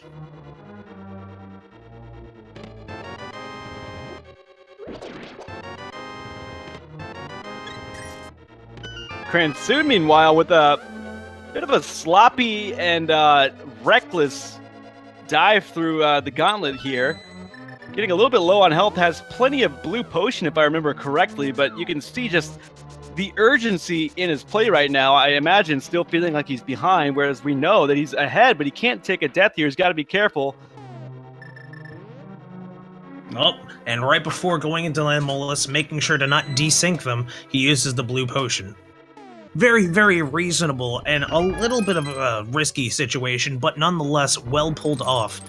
And, as we're seeing, it's going to be at least a 1 cycle. Unfortunately, couldn't get all 3 Landmolus after getting hit during that 1 arrow draw pull, because words.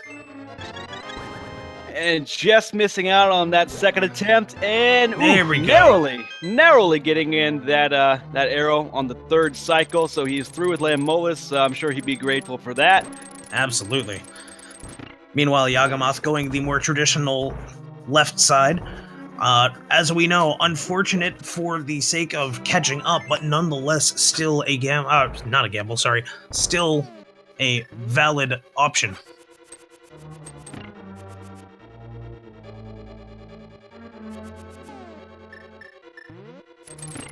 And lo and behold, another Bloomerang swag hook strat, making my practice on that look all shameful at its scrubbiness. And Cransoon making quick work out of the fire room. Meanwhile, Yagamoth is just moving on to location number 12 there, I think. No, 13, I believe. So he is closing in on that big key, but it's going to be a while yet. You are correct. The Yagamoth heading over into the Rando room, and Cransoon making quick work out of the last 2 rooms before heading to Trolldorm 2 troll harder. But the question is, will Trolldorm 2 actually troll harder, or will we see Trolldorm get trolled with a vengeance? That was a lot for me to follow, but I think I'm picking up what you're putting down as Cransoon puts down Moldorm, hook shot at the ready. Does he validate? He does not. Oh, no. Foregoing that final chest, not at all interested in what's inside. And we're going to be seeing a lot of Dairy Queen comments over in chat. Meanwhile, Yagamoth going to be relieved he finally gets the key in Bob's chest.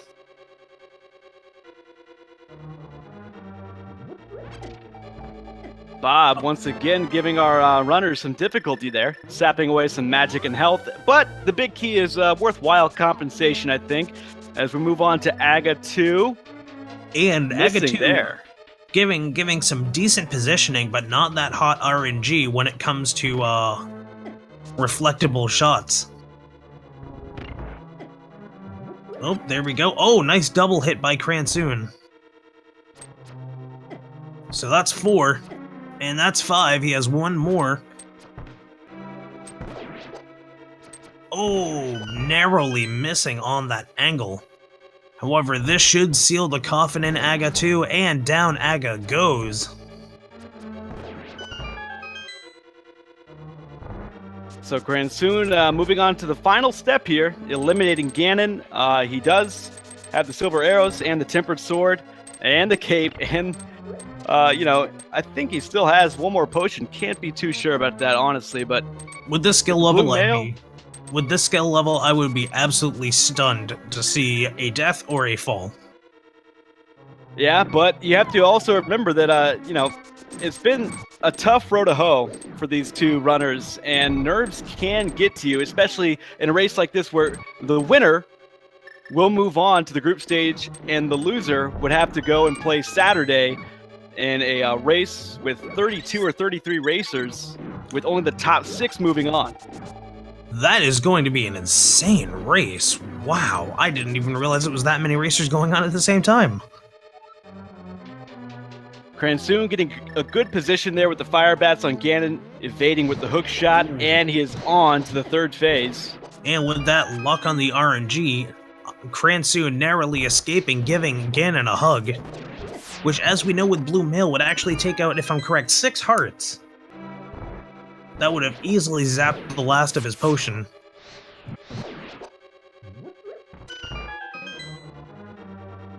However, Phase 3, fortunately, aside from the first slash, not giving too much of a problem. And it is safe to say that this has actually been Cransoon's game to lose. Yeah, and it has been for quite some time, making the play to get the green pendant from Mothiel earlier, and he needs just 1 more silver arrow into Ganon to finish him off. And down Ganon goes. The pig has been slain. Chat, make sure you give a GG to Cransoon, as we now have gone and seen him give... Actually, I don't even have that channel up in IRC. Oops. I can't even confirm the .done. Could you do me a favor and confirm that .done for me? Yeah, I actually don't have the IRC open either. I can tell you unofficially his time of 1:52:47. It should be, roughly around there. Beg your pardon. So, Cransoon, GG. He advances to 4-2. He will automatically move on to the group stage with a hard-fought victory. And Yagamoth going to have to try his luck in the big race on Saturday to try to advance to the group stage. Looks like 1:52:48 is our final time.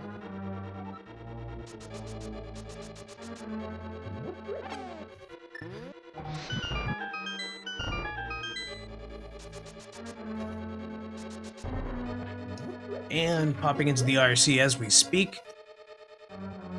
Going to see if Cransoon is interested in doing an interview. We will find out shortly.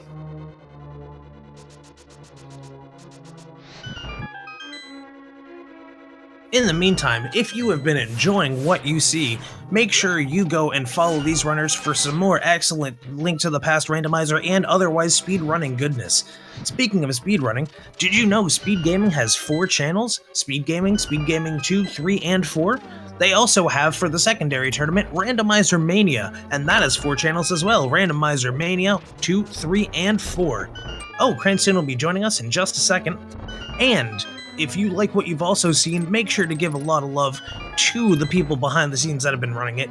Massive shoutouts to Feasel for all of the excellent work that he has done. A huge amount of love to Sir Laugh-A-Lot for making sure that we end up having a good tracker in the process. And of course, Doob Duberson, you have been an absolute pleasure to commentate with.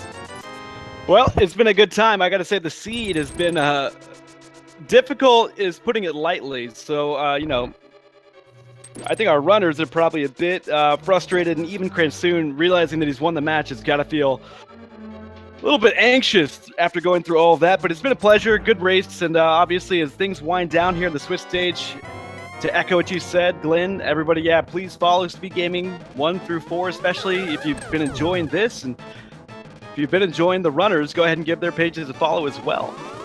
As Yagamoth is on to Ganon, or beg your pardon, Aghanim. Ganon's still in the fold after this.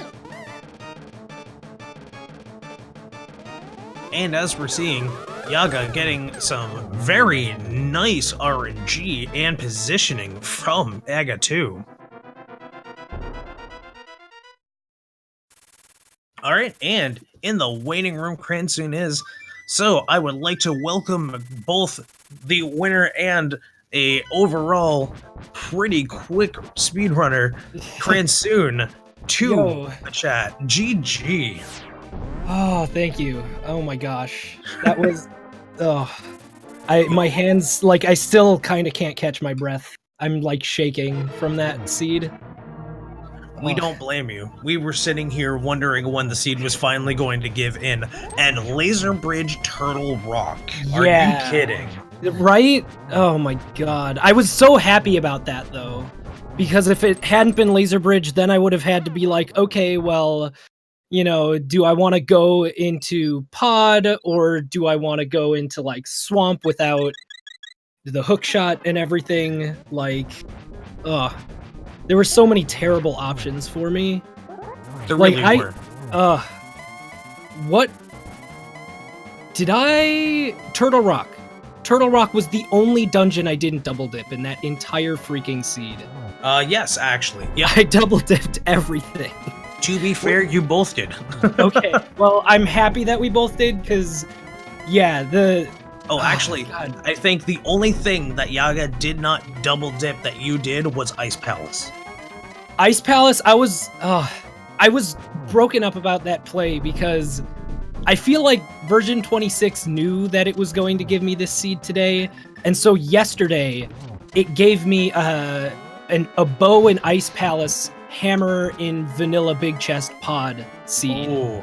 So, like, that was yesterday, and so I was like, well, it's late hammer again. What do I do? I don't know. I guess I'll try Ice Palace again. I've been getting a lot of those, and it didn't work, and I was like, ah. And then it was last possible option, Skullwoods. And I didn't, like, and so at that point, I just assumed the worst, pretty much. Just because, hammer, I got the absolute last possible place I could have. But it was saying that Cransoon. Yagamoth wrapping up his race. GG to Yagamoth. Cransoon, as you said, I mean, it was a really trolly seed. I feel like I get said all the time, but this one really rings true in that regard. And, you got off to a really hot start. And interestingly, I think the first dungeon that you dipped into was actually Skull Woods. And you had the ability to complete it at the time, but of course it was the green pendant. There's still so much to do. I so wish there had been a single item in the back of Skullwoods, even if it was that trolley out of the way chest and it was like 5 rupees. I would have beaten Moth. I would have rushed the back. I would have rushed Moth. And then if I didn't get anything, I would have checked that chest or whatever and had the green pendant. But because I got both items in the front, it was just like, I've got so much left to check. I can do all of the overworld. I can do Hype Cave, all that stuff. Yeah. Like, is it really worth it? Like, I just found the mirror in here. Like, that's pointing me to Hera and other places. So, yeah, just, man, that I thought that lost it for me. And I have to wonder, did Yagamoth do the Thief's Town before left side swamp play or no? I'm trying to remember. I think, yeah. Swamp Palace was actually one of the last things he ended up doing. He ended up going into Thieves Town. You taking both care of it, go-moded and then Swamp. going back. Both of you go-moded Swamp. Okay. Yeah, he played T-Rock pretty much immediately after he found the cane in Thieves Town, as you did. That's At that interesting. He was about 3 minutes behind you, maybe something like that. So you both made the same play. In fact, for a long time, you guys were making the same plays, maybe in a slightly different order. But yeah, he go-moded just like you. He went into T-Rock, cleared that, and then had to clear 5 more crystal dungeons after getting into go mode. Yeah. Like, I mean, if you're going to have to clear a ton of dungeons, I would rather clear them all in go mode than not, you know? And I think the pod layout worked really well in my favor. I was going to go clear back, and then I saw that one chest on the ledge when I was on my way to the back, and I was like, wait, that's right, I didn't have bow. I need to go do that. And so I did it, and the big key was right there, so I didn't have to do any of the back of pod, which was really nice. That is absolutely very convenient. Yeah. Also, please welcome Yagamoth into the interview as well. GG Yagamoth. GG, congratulations, Cransoon. You don't have to go through the big gauntlet. Well, thank you. And GG, dude, even getting sub 2 on this seed is just, I didn't think I was going to sub 2 the seed for the longest time. This me was neither. This was a not good seed. I didn't like it. Yeah, I made all the wrong decisions, I felt. Yeah, I was talking with the commentators, and I think, yeah, we made many similar plays, it sounds like. Yeah, I think when you both go back and watch, by the way, GG Yagamoth, I think when you both go back and watch, if you decide to, you may decide that you don't want to see it ever again, but if you do decide to go back and watch it, I think you'll both find that you were more or less making the same plays, and more or less the same time. Cransoon realized a little bit sooner than you did, Yaga, that virtually the only thing left was going to Moth, collecting the green pendant, and going to see what Sahasrara had. Yeah, I think that was quite literally the last thing I could do. Yeah, I think it was for me as well. Like I'm pretty sure at that point I had literally no other options. And actually, it's funny because Yagamoth, you were in my stream the other day, and you were talking about how when you get early Titan's mitts and early enough flute, you like to go into Mire. So in the back of my head, I was thinking the whole time I was not doing Mire, I was like, oh no, Yaga did Mire and it's totally got Hammer. Oh my gosh. Yeah, no, it didn't. But yeah, then I ended up going into there and it didn't, but oh my gosh. Yeah, that's pretty much almost the first thing I did once I did get flute. I really expected something in there, or at least something in Ice Palace, but nope, nothing. Yeah, same. I was expecting the same. It's, I don't know.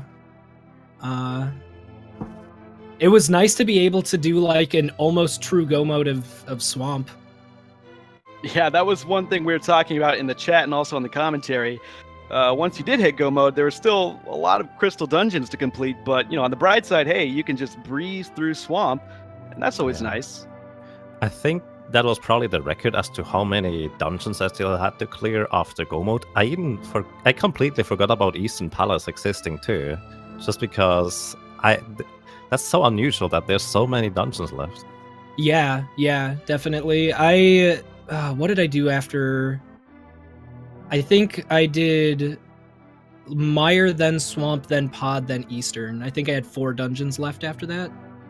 Yeah, the thing is, I went to Pod and I forgot that Eastern was a thing, so I had to go back there later. Okay, yeah. It has been absolutely insane seed for both of you, and that was quite an entertaining, even though frustrating, experience. However, we are going to have to cut it a little short because we are running beyond schedule. So I'd like to thank you both and say congrats to Cransoon and GG to both of you. Good luck on Saturday, Yagamoth. Thank you. And once again, if you like what you've been seeing, make sure that you're not only following all the speed gaming channels, but make sure you go and check out Cransoon and Yagamoth for more speedrunning and Yagamizing, randomizing goodness. Until then, hi, I'm Glentai. And I'm Duke Duberson, so thanks for tuning in, guys. Again, that big race on Saturday that Yagamoth will be a participant in, that is Saturday at 3 p.m. Eastern. And don't go anywhere, because right off the bat, as soon as we head out, we're going to be having another excellent race featuring, specifically on this channel, featuring, it appears to be, what am I missing? I thought I saw, In the Name of DT and Evanitis. So, be ready, grab some popcorn, I know I will be, I will see you all in chat, and see you around.